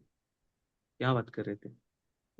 जो बात कर रहे हैं उनके साथ में कभी मेरा कॉन्वर्सेशन होता ही नहीं था। तो इतना ज्यादा मैं खुद को डिप्रेस फील करता था हर एक चीज को लेकर। खाली बैठा हूँ, बस एक ही चीज देख रहा हूँ। कब से देख रहा हूँ मुझे पता नहीं, लेकिन बस एक ही जगह पर ऐसे नजर टिका के बैठा हुआ हूँ। और बस वही थॉट्स के अंदर चल रहा हूँ कि अभी क्या होगा, अभी क्या होगा। तो फ्यूचर को लेकर बहुत ज्यादा टेंशन आता था। तो कभी कभी ऐसा भी लगता था कि ये सारी चीजें मैं छोड़ दूं और खुद को कुछ ना कुछ कर लूं, ताकि इन सब से मेरा छुटकारा हो जाए। लेकिन फिर दिमाग के अंदर आता था अभी अभी तो शादी की, और वो भी लव मैरिज है, तो किसी की रिस्पॉन्सिबिलिटी हमारे ऊपर। और उसी टाइम पे 2015 में बच्ची भी हो गई थी। तो फिर तो वो सारी चीजें करना भी मेरे लिए बहुत मुश्किल था। अगर अकेला रहता था तो शायद मैं आज आपके सामने भी नहीं होता था, अगर मेरी शादी नहीं होती थी तो। तो ये सारी जब चीजें मेरी लाइफ में चल रही थी, देन उसके बाद में मैं गूगल पर जाकर सर्च करता था कि स्ट्रेस से कैसे बाहर निकले, how to overcome from over thinking. तो गूगल में मैं सर्च करता था और फिर देखता था कि इसके लिए फिर क्या कर सकते हैं। एंड देन लकीली फिर मेरे फेसबुक के फीड के ऊपर एक प्रोग्राम आया। प्रोग्राम का नाम था माइंड पावर अनलिमिटेड। तो वो मुझे बहुत अच्छा लगा। एंड देन उसके बाद में जब मैंने वो प्रोग्राम देखा, फिर वो प्रोग्राम था हमारे यहाँ पे पुणे में सिम्बोसिस कॉलेज के अंदर। फिर मैं वो प्रोग्राम के लिए गया। और जाने के बाद उस प्रोग्राम के अंदर बस वो 2 घंटे का प्रोग्राम था, लेकिन जो शिफ्ट आया उस प्रोग्राम के बीच में, मैं बोला यार माइंड बहुत अच्छी तरीके से काम करता है, इसको तो मास्टर करना चाहिए। तब तक मुझे ना मेडिटेशन पता था, ना माइंड पता था, कुछ नहीं पता था। बस ऐसे घोड़े की तरह मैं बस पैसों के पीछे भाग रहा था। तो फिर समझ में आया कि ये चीज़ तो हमें करनी चाहिए। तो उस टाइम पे जो उनकी जो फीस थी, उस टाइम पे 2016 में, वो तो बहुत ही कम थी, 15,000 थी। अभी तो लगभग 4 लाख के आसपास वो चार्ज कर रहे हैं। तो उस टाइम पे वो 15,000 पे करने के लिए भी नहीं थे मेरे पास। तो मैं जब घर पे आया, तब घर के आने के बाद में मेरी वाइफ को मैंने कहा कि ये ऐसा ऐसा है, एक प्रोग्राम है तो मुझे करना है। तो उसने कहा कि ठीक है करो फिर। तो मैंने कहा कि पैसे तो नहीं है। तो उसने कहा कि ठीक है, ये गिरवी रख दो और फिर कर लो। तो मैंने कहा कि नहीं नहीं, इतनी भी नौबत नहीं आए कि मैं घर से कुछ उठाऊं और फिर वो चीज़ मैं गिरवी रख के फिर वो क्लास करूं। तो फिर मैंने मेरे दोस्तों को फ़ोन किया, तो किसी ने 2,000, किसी ने 5,000, किसी ने 3,000, ऐसे करते हुए 15,000 जमा हो गए। फिर नेक्स्ट वीक में उनका सैटरडे संडे क्लास था। तो वो फिर मैं पूरा उनका सेशन अटेंड करने के लिए चला गया। एंड देन उसके बाद में वो 2 दिन के अंदर जो शिफ्ट आया, फिर वहां पर मुझे पता चला कि माइंड पावर किस तरह से काम करती है। अगर आप अपने मन को एक बार वश में कर लो, तो आपके लिए सारी चीजें आसान है। उस प्रोग्राम के अंदर सुनील सर नाम है उनका। तो सुनील सर ने जो जो टेक्निक मुझे बताई, उन्होंने कहा था कि ब्लाइंडली बस इसको फॉलो करो। इसके बीच में एक भी ऐसा मोमेंट नहीं आना चाहिए कि जो मैं तुम्हें यहाँ पर चीज बताई है, तुम उसके ऊपर तर्क वितर्क करोगे और फिर तुम इससे परे चले जाओगे। तो ऐसा बिल्कुल भी मत करना। जो मैंने तुम्हें रिचुअल्स बताए मॉर्निंग में करने के लिए, वो रिचुअल्स करना। जो मैंने शाम के लिए तुम्हें रिचुअल्स बताए, वो जरूर करना। तुम देखोगे कि तुम्हारी लाइफ में बहुत अमेजिंग चेंजेस आएंगे। तो फिर उन्होंने जो कहा वो मैंने किया। अगर उन्हें कहा कि हमें 10 बजे सोना है, मैं 10 बजे सो गया। उन्होंने कहा हमें 5 बजे उठना है, 5 बजे उठता हूँ, मैं 5 बजे उठता था। उन्होंने कहा कि दोपहर में मेडिटेशन के लिए बैठो, मैं बैठ जाता था। एक भी ऐसी चीज नहीं थी कि जो मैंने मिस की उनकी। तो मैं एकदम ब्लाइंडली ट्रस्ट किया उनके ऊपर और वो मैंने सारी चीजें करना शुरू कर दी। तो आप यकीन नहीं मानोगे, जब मैं ऐसे ही खाली बैठा था, तब मेरे दिमाग के अंदर थॉट आया कि मैं इतना इतना स्ट्रेस क्यों ले रहा किसी चीज का। जो भी मैंने कार्गो भेजा था उसका तो मैंने इंश्योरेंस निकाला था। जैसे ही मेरे मन के अंदर वो थॉट आया, मैं तुरंत उठा अपनी जगह से और तुरंत जंगली महाराज रोड है हमारे यहाँ पर, तो वहां पर मैंने गवर्नमेंट का एक इंश्योरेंस लिया हुआ था पेरिशेबल गुड्स का। तो मैडम के साथ में मेरी बहुत अच्छी बन रही थी। उनको मेरी थोड़ी सी बैक एंड की स्टोरी पता थी कि कितने गरीब घर से मैं आया था, तो वो भी मेरे ऊपर बहुत प्राउड करती थी। तो फिर उस मैडम ने काफी सारे जो ऐसे ब्लैक लिस्टेड बायर्स है ना, उनका भी मुझे बहुत सारा कांटेक्ट दिया था कि इसके साथ में डील मत करना, इसके साथ में करना। तो उनसे भी मुझे बहुत सारा सपोर्ट मिला था। तो जब मैंने उनके पास वो डॉक्यूमेंट्स लेके गया, फिर मैंने सारे उनको चिट्ठा बता दिया। तो फिर उन्होंने कहा कि हमें टेंशन मत लो, मैं तुम्हारे लिए कुछ ना कुछ करूंगी। तो फिर उन्होंने वो सारे डॉक्यूमेंट्स आगे फॉरवर्ड कर दिए, और जो भी मेरा नुकसान हुआ था, वो नुकसान एटलीस्ट उन लोगों ने मुझे कवर करके दिया। और फिर मैं उस टाइम पे ऐसी पोजीशन पे था, ना ही मेरे पास एक्स्ट्रा सरप्लस में कुछ था और ना ही मैं कुछ माइनस में था। मैं एकदम ऑप्टिमल, जैसे कहते हैं ना, एकदम जीरो वाली लेवल पे था। ना मेरे पास 1 रुपए भी ज्यादा है, ना 1 रुपए मेरे पास कम है।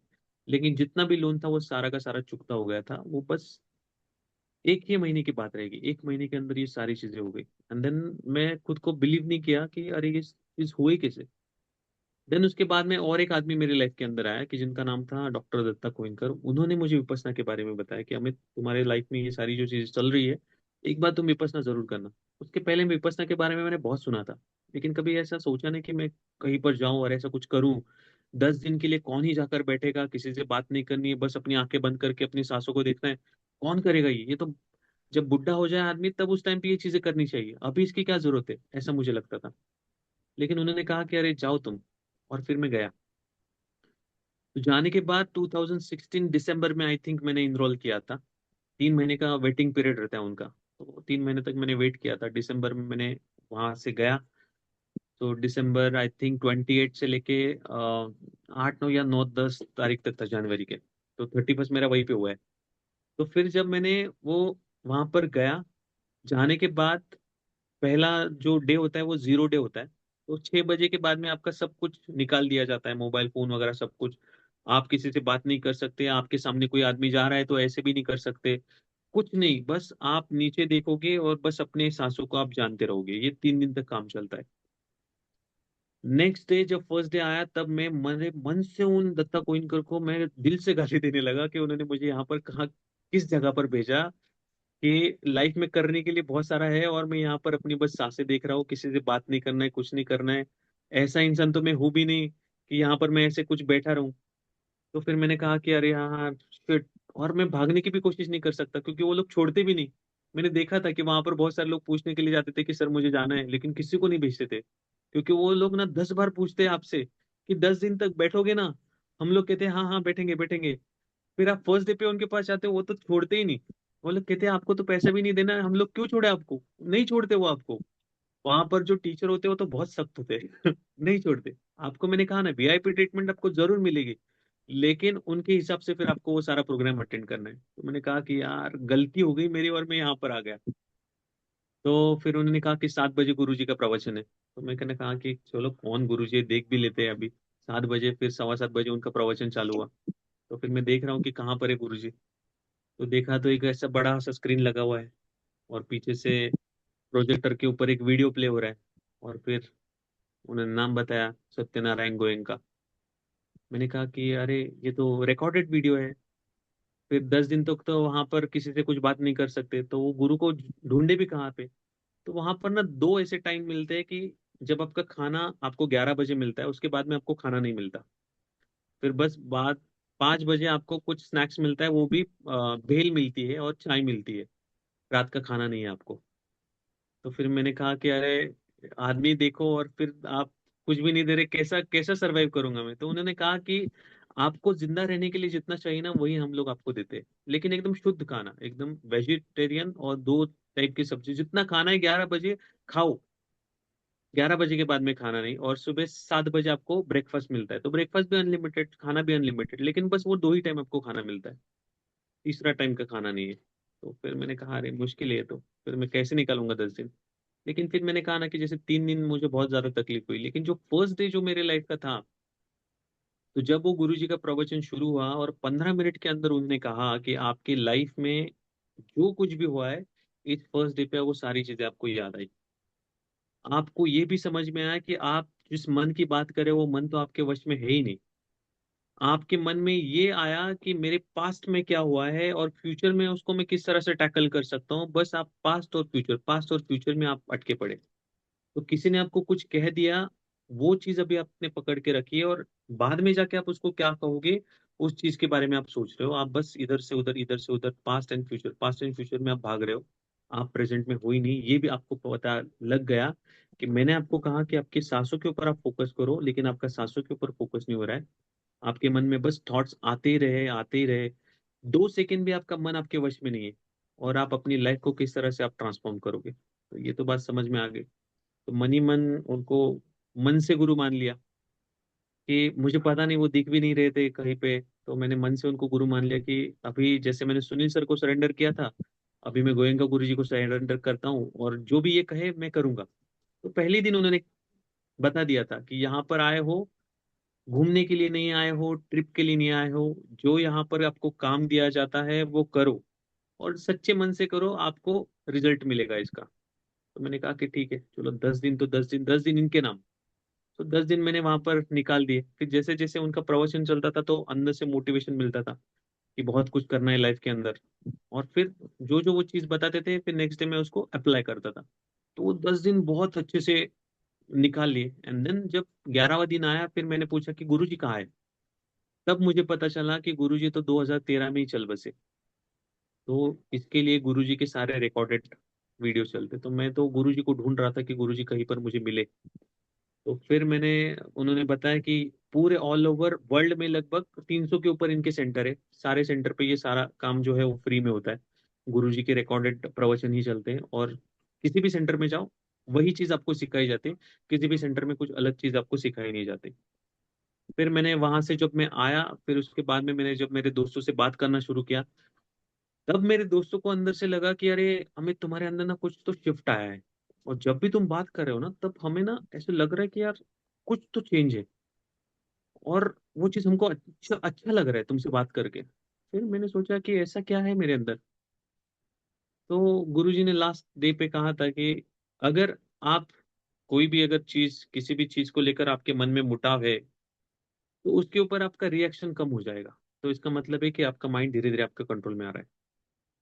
अगर किसी चीज को लेकर आप बहुत जल्दी रिएक्ट नहीं हो रहे, तो इसका मतलब आप सही काम कर रहे हो। तो फिर ये चीजें मैंने नोटिस करना चालू किया कि मैं अंदर से बहुत शांत हो गया हूँ। अंदर से मैंने खुद को संभालना शुरू कर लिया है कि किस तरह से मेरा माइंड काम करता है। और फिर देखते ही देखते ये भी चीज मेरे समझ में आ गई कि मेरी लाइफ में जो प्रॉब्लम चल रहे हैं वो क्यों चल रहे हैं। और ये भी समझ में आ गया कि इस लाइफ के अंदर जब आप आए हो, तब आपका कुछ ना कुछ तो मकसद जरूर है। अभी ये चीजें यहाँ से ध्यान से सुनना, क्योंकि ये सारी चीजें यहाँ से आपके काम की है। आपको कुछ ना कुछ मकसद से इस पृथ्वी पे, इस धरती पे आप सभी को भेजा गया है। और वो मकसद आपको फाइंड आउट करना है। कैसे फाइंड आउट करना है बताऊंगा। जब जब आप मेडिटेशन के ट्रांस में जब चले जाते हो, तब तब आपको अंदर से कुछ ना कुछ आपके साथ बात करने की कोशिश करता है।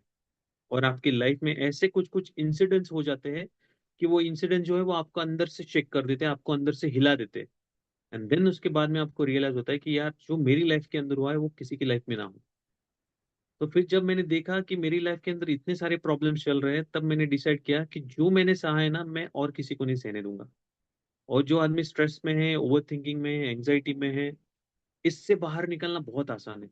मुश्किल बिल्कुल भी नहीं है। बस छोटी छोटी जो चीजें वो आपको इम्प्लीमेंट करनी है, आप इन सब चीजों से परे निकल जाओगे।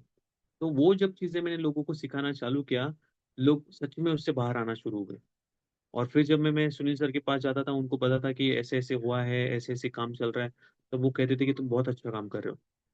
और फिर उन्होंने और भी अच्छी अच्छी फिर मुझे किताबें बताई, अच्छे अच्छे मुझे प्रोग्राम बताए, कि उन्होंने कहा कि ये भी करो, ये भी करो, ये भी करो।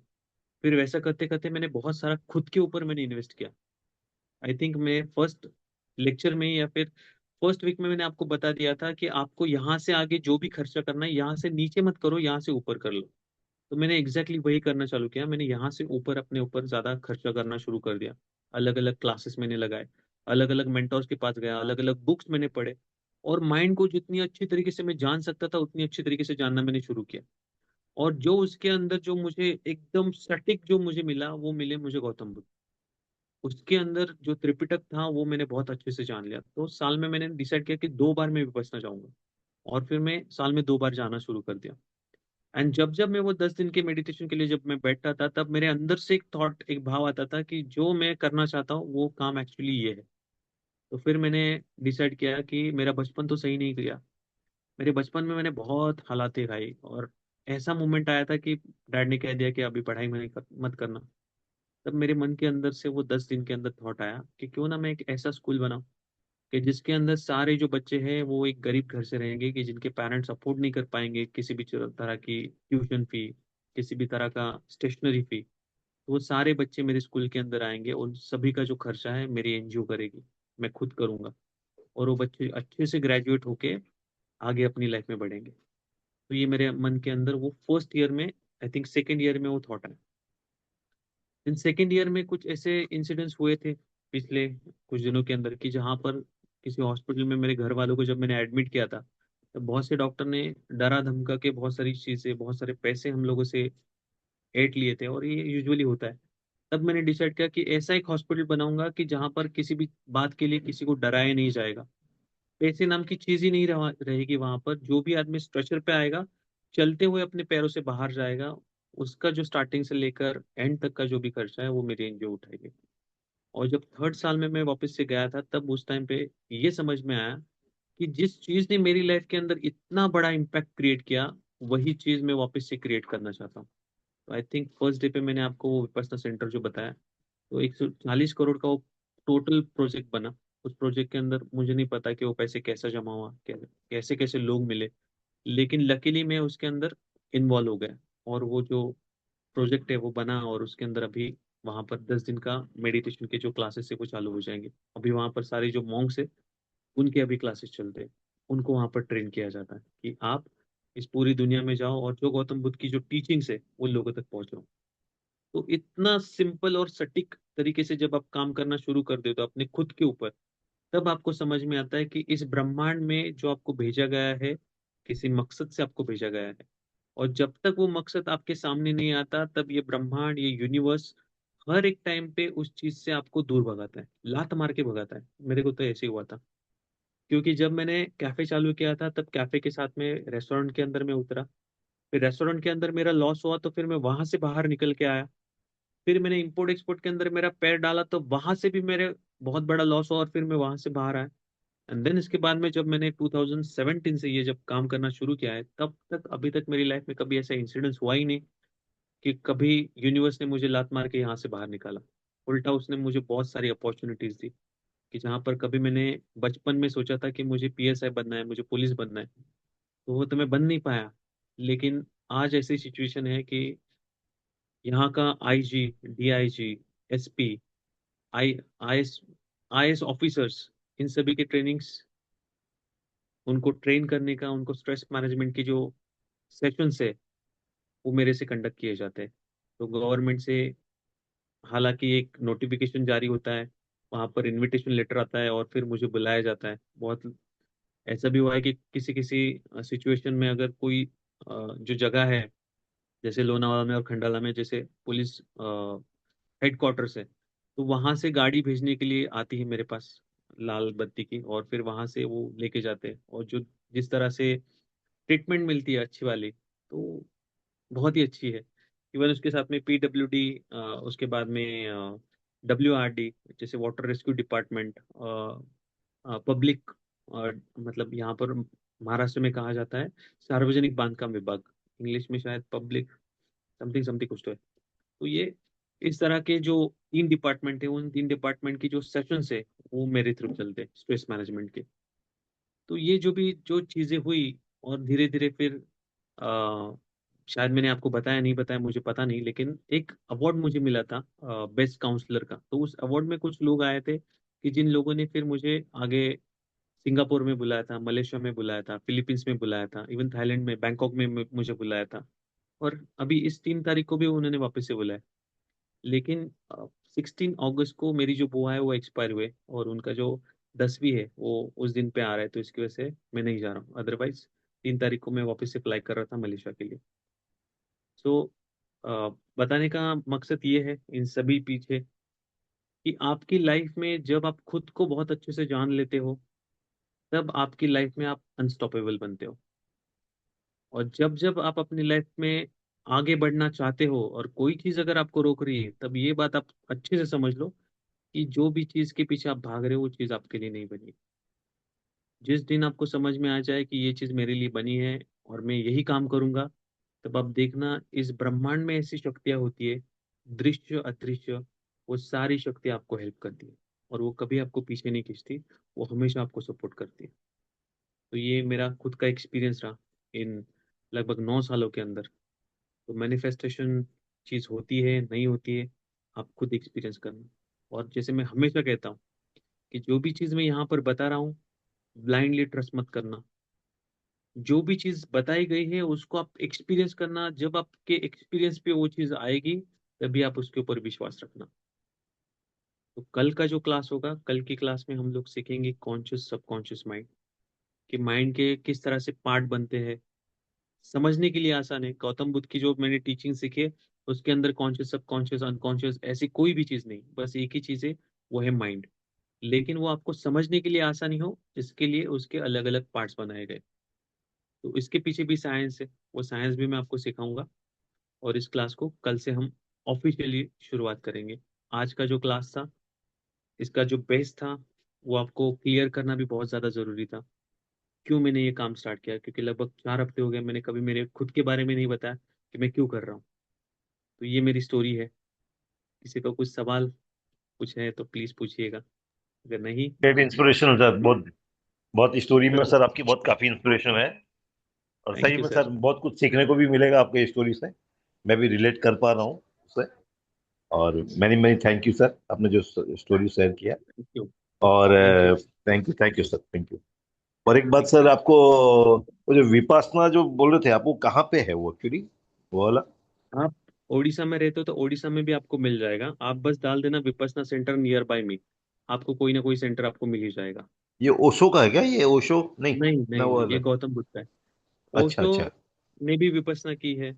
यहाँ पर हाँ। इंडिया में आप जो कोई भी स्पिरिचुअल गुरु आप देखोगे तो उन्होंने सब ने विपसना की हुई है, बस कोई हम्म। बताता नहीं। मुझे मेरी लाइफ के अंदर बहुत 360 डिग्री जो चेंज था ना, वो एक्चुअली विपसना से आया था, कि ओके। किस तरह से मैं आदमी था और किस तरह से मैं बन गया। तो इसके लिए मैं हमेशा विपसना को सबसे फर्स्ट रखता हूँ, एंड देन उसके बाद में नीचे ये सारी चीजें आती है। तो जैसे मान लो कि एक यूनिवर्सिटी में आप चले जाते हो और फिर वहां पर अलग अलग जो डिपार्टमेंट है, वो अलग अलग डिपार्टमेंट, जैसे लॉ ऑफ अट्रैक्शन हो गया, माइंड पावर हो गया, एनएलपी हो गया, ये अलग अलग डिपार्टमेंट है, लेकिन जो बड़ा जो साचा है वो है विपसना। तो विपसना के अंदर भी जब आप डेप्थ में चले जाते हो तब आपको पता चलता है कि अरे विपसना तो बस एक उसके अंदर का भी एक छोटा सा पार्ट है, वो तो बहुत ही बड़ा है। माइंड ही इतना बड़ा है कि आपको समझने के लिए बहुत लंबा समय चला जाएगा, कि आपको ये भी समझ में आएगा कि ये चीजें काम कैसे करती है। तो मुझे नहीं पता कि आप पास्ट लाइफ में विश्वास रखते हो नहीं रखते हो। जहां तक मैंने स्क्रिप्चर पढ़ा है तो मुझे ये बात भी पता चली कि जो मुस्लिम्स एंड क्रिश्चियंस, पुनर्जीवन में उनका विश्वास नहीं है, लेकिन जो भी हिंदुज्म है, बुद्धिज्म है, जैनिज्म है, सिखिज्म है, ये सारे पुनर्जन्म के ऊपर विश्वास रखते हैं। और जब मैंने रिसर्च भी करना शुरू किया तब मुझे ये भी पता चला कि काफी सारे ऐसे रिसर्च भी हुए कि जिसके अंदर केस स्टडीज सामने आए कि जो छोटे बच्चे हैं उनको अपनी पिछली लाइफ भी बहुत अच्छे से याद है। तो ऐसे काफी सारे केस स्टडीज भी सामने हैं। तो फिर मैं समझ में आया कि हाँ, ये चीजें एक्चुअली साइंटिफिक है और ये काम भी करती है। ओके, सो बहुत कुछ बढ़िया सवाल और? बहुत बढ़िया। Thank you sir. Most welcome sir. Really inspiring sir, बहुत थैंक यू मजा सर। आया सुन के। Thank you. और सर एक क्वेश्चन है कि ये जो विपसना है, ये किसको और कब करना चाहिए, ये कैसे पता चलेगा? कोई भी कर सकता है। 3 महीने की हर जगह पे वेटिंग तो होती ही होती है। तो इसकी जो शुरुआत हुई थी वो नासिक में इगतपुरी करके एक जगह है, वहां से इसकी शुरुआत, मतलब गोयंका गुरुजी जब म्यांमार से यहाँ पर आए थे बर्मा से, तो बर्मा में आने के बाद में महाराष्ट्र में उन्होंने इसकी नींव रची थी। तो फिर महाराष्ट्र में आने के बाद ये सारी चीजें ऑल ओवर इंडिया फैल गई थी। तो इसके पीछे भी बहुत अच्छी और बहुत प्यारी स्टोरी है, जो 10वें दिन एक्चुअली गुरुजी ने हमको बताई थी। पता नहीं अगर टाइम परमिट करता है तो मैं आपको बताऊं, वरना कल बता दूंगा। लगभग 11:20 हो रहे। सर हमें प्रॉब्लम नहीं है, आपको खाना खाना है तो नहीं, अलग बात मुझे है। भी प्रॉब्लम नहीं है। आज तो मैं घर से था तो फिर आज एकदम आराम से बैठा हुआ हूँ। मैं तो वेट कर रहा चलेगा, था आज की क्लास का। जी जी सर। चलेगा, मैंने आपको कुछ शेयर किया तो? हाँ हाँ sir, sure sure. Sure. Okay, चलेगा। सो गौतम बुद्ध जब इस वो कोई भगवान नहीं थे। सबसे पहली ये चीज आप समझ लो, गौतम बुद्ध कोई भगवान नहीं थे, वो हमारे तरह ही एक आदमी थे। उस आदमी ने ये चीज फाइंड आउट की कि हमारी लाइफ के अंदर प्रॉब्लम्स क्यों है, और वो प्रॉब्लम्स के पीछे की जड़ क्या है। तो वो जड़ ढूंढने के लिए वो अपने घर से निकले थे। ये बहुत गलत फहमी है कि वो अपने बीवी को और उनका जो बेटा है उनको रात में छोड़ के निकल गए। और जो स्टोरी बताई जाती है कि किसी तीर्थ यात्रा को उन्होंने देखा और फिर उन्होंने पूछा कि अरे ये किस तरह से है, ये आदमी क्यों मरा पड़ा है, या फिर कोई गरीब को उन्होंने देखा कि वो बीमार है और फिर बीमारी में ये जूझ क्यों रहा है। तो ये जो उन्होंने कुछ सवाल उठाए थे, तो ये एक्चुअली वैसे देखा जाए तो गलत है। क्योंकि कोई भी अगर राजा महाराजा हो तो ऐसा तो नहीं कि उसको अगर दीवार के अंदर भी आप बंद करके रखो, लेकिन वो कभी ना कभी तो अपने घर से बाहर तो जाएगा ही और सारी चीज देखेगा ही। तो लेकिन ये ना कुछ इस तरह से स्टोरीज बनाई गई है, और आप देखोगे कि एक जो स्टोरी है अगर बार बार आपको बताई जाए, गलत भी रहे, लेकिन एक सर्टेन समय के बाद में आप उसके ऊपर विश्वास कर लेते हो कि अरे हाँ, बहुत सारे लोग बता रहे हैं तो ये शायद से चीज सही होगी, और ये सही है। तो गलत चीज को भी हम लोग सही मान लेते हैं। तो आज से, इवन इससे पहले, अगर आप किसी भी चीज को ब्लाइंडली अगर ट्रस्ट कर रहे हो तो यहाँ से आगे आप ट्रस्ट नहीं करोगे। उसके पीछे के आप रिसोर्सेज देखोगे कि ये चीज सच में सही है या फिर गलत है। आजकल तो चीजें सही है या गलत है वो देखना भी बहुत आसान है। तो जब गौतम बुद्ध ने इस चीज को जब फाइंड आउट करने की कोशिश की कि ये क्यों है, तब उस टाइम पे उन्होंने ये सारी चीजें फाइंड आउट की, और फिर उसके बाद में लगभग उनके 26 मेंटर हुए थे गौतम बुद्ध के। 26 भी नहीं, आई थिंक 19 या 23 समथिंग कुछ तो थे। 26 तो वो बुद्ध थे, तो उनके पहले लगभग 26 बुद्ध हो चुके थे इस पूरे ब्रह्मांड में। लेकिन गौतम बुद्ध की एक खास बात ये रही कि जब वो बुद्ध बने कि जिसको अपनी पूरी पिछले लाइफ का सब कुछ याद है और आगे क्या होने वाला है वो भी उसको पता है, तो वो आदमी बुद्ध है कि जिसको पूरे ब्रह्मांड का ज्ञान है, ऐसा आदमी। तो हम में से कोई भी बुद्ध बन सकता है, ऐसा गौतम बुद्ध ने कहा कि आप और मैं भी बुद्ध बन सकते हैं। इसमें कोई दोहराई नहीं, बस उन्होंने जो रास्ता बताया है उस रास्ते से आपको चलना पड़ेगा, आप भी बुद्ध बन सकते हो।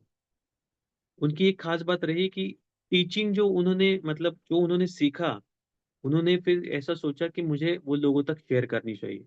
और फिर वो एक ऐसा इंसान था गौतम बुद्ध, कि वो वापस से आया और वापस से आके उन्होंने ये सारी चीजें लोगों को बताना शुरू किया।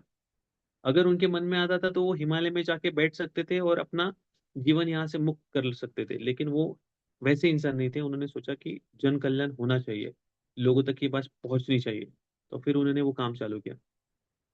तो जब गौतम बुद्ध जिंदा थे उसके 500 बरस तक ये सारी चीजें भारत में रही। भारत में रहने के बाद ये सारी जो चीजें थी गौतम बुद्ध की, जो भी जितनी भी टीचिंग थी, वो सारी टीचिंग यहाँ से नष्ट हो गई। तो जहां पर भी आप जाओगे तो गौतम बुद्ध के अलग अलग अस्थियाज आप पाओगे अलग अलग जगह पर। तो उस टाइम पे जैनिज्म एंड बुद्धिज्म, ये दो जो पंथ थे वो बहुत ज्यादा पावरफुल थे। तो उस टाइम पे भगवान महावीर भी उस टाइम पे थे, तो उनके शायद 200 या 300 साल आगे पीछे उनका भी था। लेकिन उनके जो डिसाइपल्स थे, उनके बीच में कौन सा पंथ सबसे स्ट्रॉन्गेस्ट है और कौन से पंथ के पास बहुत सारा नॉलेज है, इसके ऊपर उनके झगड़े चल रहे थे। तो फिर भगवान महावीर के जी भी जितने भी डिसाइपल थे वो बुद्धिस्ट के ऊपर आक्रमण करते थे। कुछ कुछ बुद्धिस्ट में भी ऐसे लोग थे कि जो उनको रिटालिएट करते थे, तो उसके बीच में ऐसे बहुत सारी चीजें भी हुई। फिर उसके बाद में मुगल आए, उन्होंने आक्रमण किया, तो उन्होंने बहुत सारी चीजें डिस्ट्रॉय भी की। इवन जब अभी हम लोग ने अफगानिस्तान में भी जो देखा, तो गौतम बुद्ध का एक बहुत बड़ा स्टैचू था, उसको तोड़ दिया गया। तो ये बहुत सारी चीजें हुई। लेकिन जब हमारे जो गोयंका गुरु जी है, हमारे इसलिए कह रहा हूँ क्योंकि मैं मन से उनको बहुत, मतलब मेरी लाइफ में जो एक्चुअली शिफ्ट आया है ना, उनकी वजह से आया। मुझे पता नहीं वो है भी, मतलब जब मैं फर्स्ट डे पे जब मैंने उनको देखा था, तब मुझे ऐसा लगा कि यार इस आदमी से मुझे मिलना है। और फिर मैं जब लास्ट डे जब गुरुजी से जब मैंने बात करा था, मतलब वहाँ पर जो असिस्टेंट टीचर थे, तो उनसे जब मैं बात कर रहा था, तो उन्होंने कहा कि अरे वो तो 2013 में ही चल बसे। तो मेरे मन में ऐसा आया कि मेरा कितना बड़ा दुर्भाग्य है, ऐसा आदमी एक आया, उस आदमी ने ये सारी चीजें हम लोग को सिखाई, और उस आदमी से कभी मैं मिल नहीं पाया, और बस आज मैं उसको वीडियोस देख रहा हूँ। तो बहुत ऐसे मन से अंदर से बहुत दुख आया। लेकिन फिर बात उनकी वापस से याद आई कि इस दुनिया में सब कुछ अनित्य है। तो फिर ये भी समझ में आया कि अरे जो आदमी आया है वो तो एक ना एक दिन चला जाएगा। तो गोयंका गुरु जी के साथ में ऐसा हुआ था कि उनको ना माइग्रेन की बीमारी थी। तो माइग्रेन के लिए वो अलग अलग जगह पर घूमते थे, कभी यूरोप कभी जापान।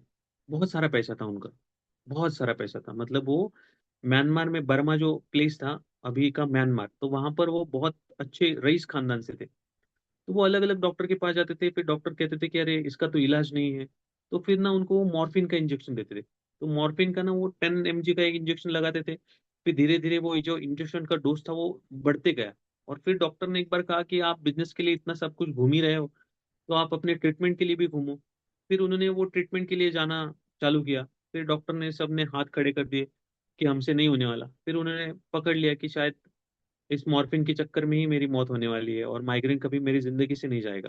तो फिर उन्होंने, किसी ने कहा उनको कि एक बार विपස්සना जाकर आओ, यहाँ पर सयाजी उबा खान है कि वो गौतम बुद्ध की कुछ टीचिंग सिखाते हैं। तो फिर वो वहां पर गए। जाने के पहले ही उन्होंने कहा कि मैं सनातन हिंदू हूँ।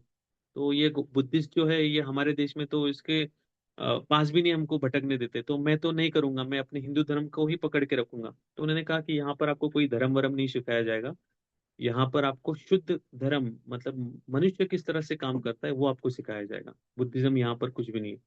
तो फिर वहां पर 10 दिन के लिए बैठे, और जैसे ही बैठे तो उनकी लैंग्वेज में छलांगे लगाते हुए मैं इस मुकाम तक पहुंच गया। फिर उसके 10 दिन के बाद में मैंने कभी मॉर्फिया का इंजेक्शन नहीं लिया। और ऐसी एक नौबत आई कि उनके जो माता पिता थे वो इंडिया में थे। तो इंडिया में थे तो उनकी मम्मी को कैंसर हो गया था, उनकी माँ को कैंसर हो गया था, तो उनको वो मिलने के लिए आए। आए तो फिर उन्होंने सोचा कि जो विपश्यना मैं 14 साल से सीख रहा हूँ, तो वे विपश्यना उनकी माता को उन्होंने बताई।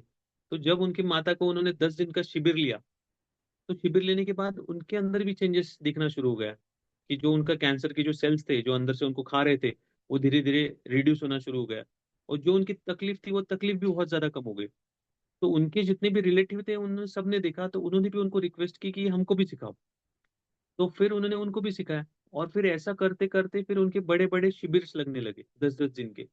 जब वो एक दिन बैठे तब उन्होंने देखा कि जब मैं भारत में आया था तब मेरे पास ऐसे 100 मेरे रिलेटिव्स भी नहीं थे इंडिया के अंदर, लेकिन अभी बहुत सारे लोग मेरे पास आ रहे हैं। तो तब उन्होंने कहा उनकी इसमें बायोग्राफी में भी कि जब मैं वहां से निकला था, तब सयाजी उबा खान जो उनके गुरु थे, तो उन्होंने कहा था कि सत्यनारायण, भारत देश का हमारे ऊपर ना बहुत बड़ा एहसान है, और मैं बहुत लंबे समय से चाह रहा हूँ कि वो जो कर्जा है ना मैं चुकाऊं। मैंने बहुत बार ट्राई किया वो कर्जा चुकाने का, लेकिन मुझसे हो नहीं पाया। लेकिन मुझे पता है कि वो कर्जा जो है वो तुम मेरा कंप्लीट करके आओगे। और मुझे ये भी पता है कि जब वो कर्जा तुम उतारने की कोशिश करोगे, तब ये भारत से जो ये जो विद्या लुप्त हुई है, भारत में ऐसा कोई ना कोई आदमी जरूर आएगा और इस विद्या को वो पूरे विश्व में फैलाएगा। मुझे नहीं पता कि वो शायद तुम आदमी हो या फिर और कोई है, लेकिन जो चीज मैंने तुमको सिखाई है वो भारत में जाके तुम लोगों को जरूर सिखाना। मेरी तरफ से एक कर्जा जरूर उतार देना। तो फिर जब उनकी लेटर पे जब बात होती थी टेलीग्राम के ऊपर, हाँ तारपत्र या ऐसे समथिंग कुछ तो है, तो जब उनकी बातें होती थी तब गुरुजी वहां से सयाजी उबा खान उनको वही बताते थे कि जो भी तुम काम कर रहे हो, अच्छा काम कर रहे हो, करते रहो इसको और फैलाओ। तो फिर अलग अलग जगह पर उनके शिविर लगने लगे। तो राजस्थान में उनका शिविर लगा, फिर कच्छ गुजरात में लगा, फिर उसके बाद में महाराष्ट्र में।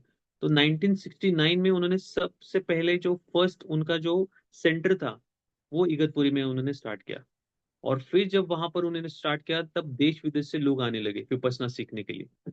एंड देन फिर वहां से जो विपස්සना थी वो और ज्यादा फैलने लगी। और अब तक आते आते पूरे all over the world Vipassana centre सभी जगह पे है। मतलब आप किसी भी सिटी में चले जाओ आपको एक विपස්සना सेंटर जरूर मिलेगा। तो इतना ये फैल गया। तब हमेशा गोयनका गुरुजी वही कहते हैं कि जो विद्या इस भारत देश से लुप्त हो गई थी, तो एक ऐसा मोमेंट आना बाकी था कि उस मोमेंट के लिए गुरुजी ने मुझे चुना कि मैं जाऊं और मैं एक्चुअली अपने माँ को सिखाऊं, और धीरे धीरे वो जो चीज थी वो और ज्यादा फैलना शुरू हो गई। तो उस टाइम पे भी गुरुजी ने यही शब्द यूज किया था कि जब आप किसी अच्छे काम के लिए निकलते हो, कि जहां से आपकी वजह से दूसरों की लाइफ में कुछ फायदा हो रहा है, दूसरों की लाइफ में कुछ हैप्पीनेस आ रहा है, तब इस ब्रह्मांड में ऐसी शक्तियां होती है, दृश्य दृश्य जो हमेशा आपको सपोर्ट करती है, जो हमेशा आपके लिए खड़ी रहती है।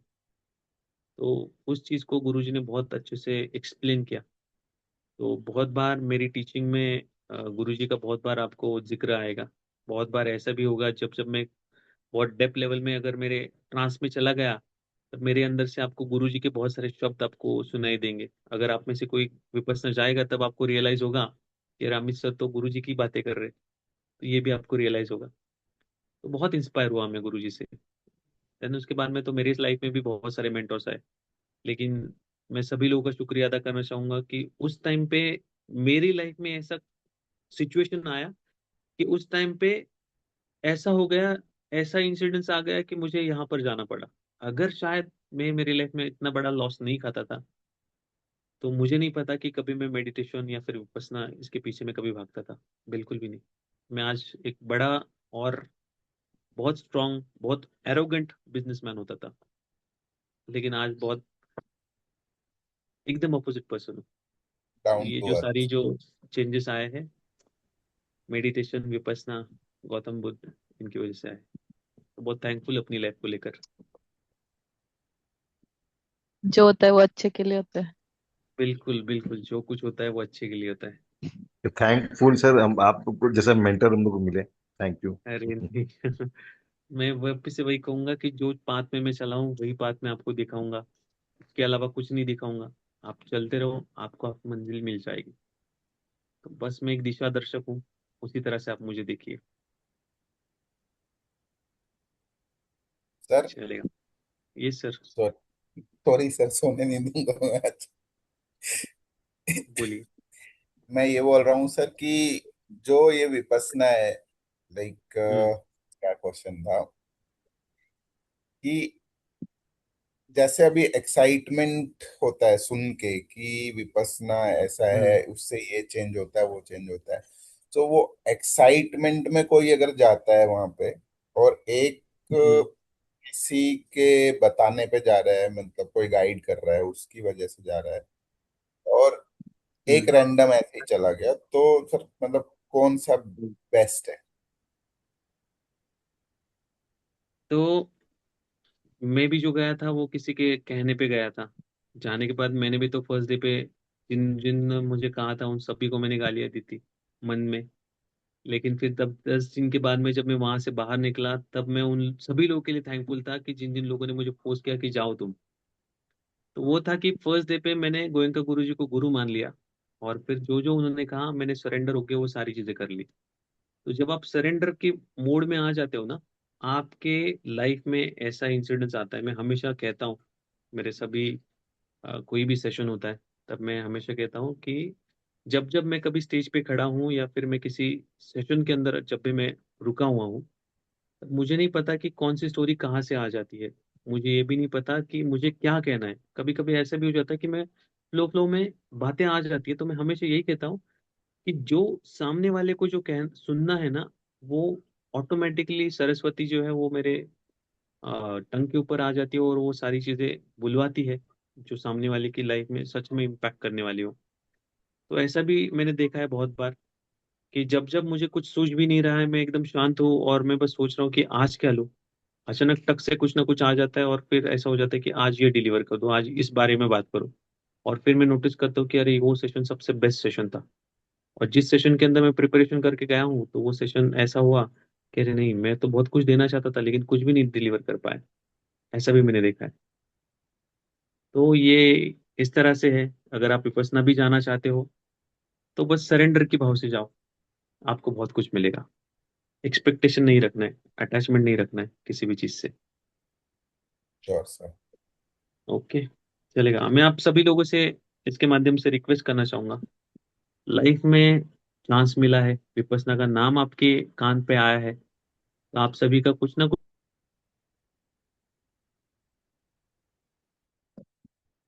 विपස්සना जरूर कर लीजिए। ठीक है। चलेगा। कुछ सवाल? नहीं? Sir last sir. हाँ। सेंटेंस बीच में आवाज ब्रेक हो गई। अच्छा, यस वापस से यस। बताता हूँ।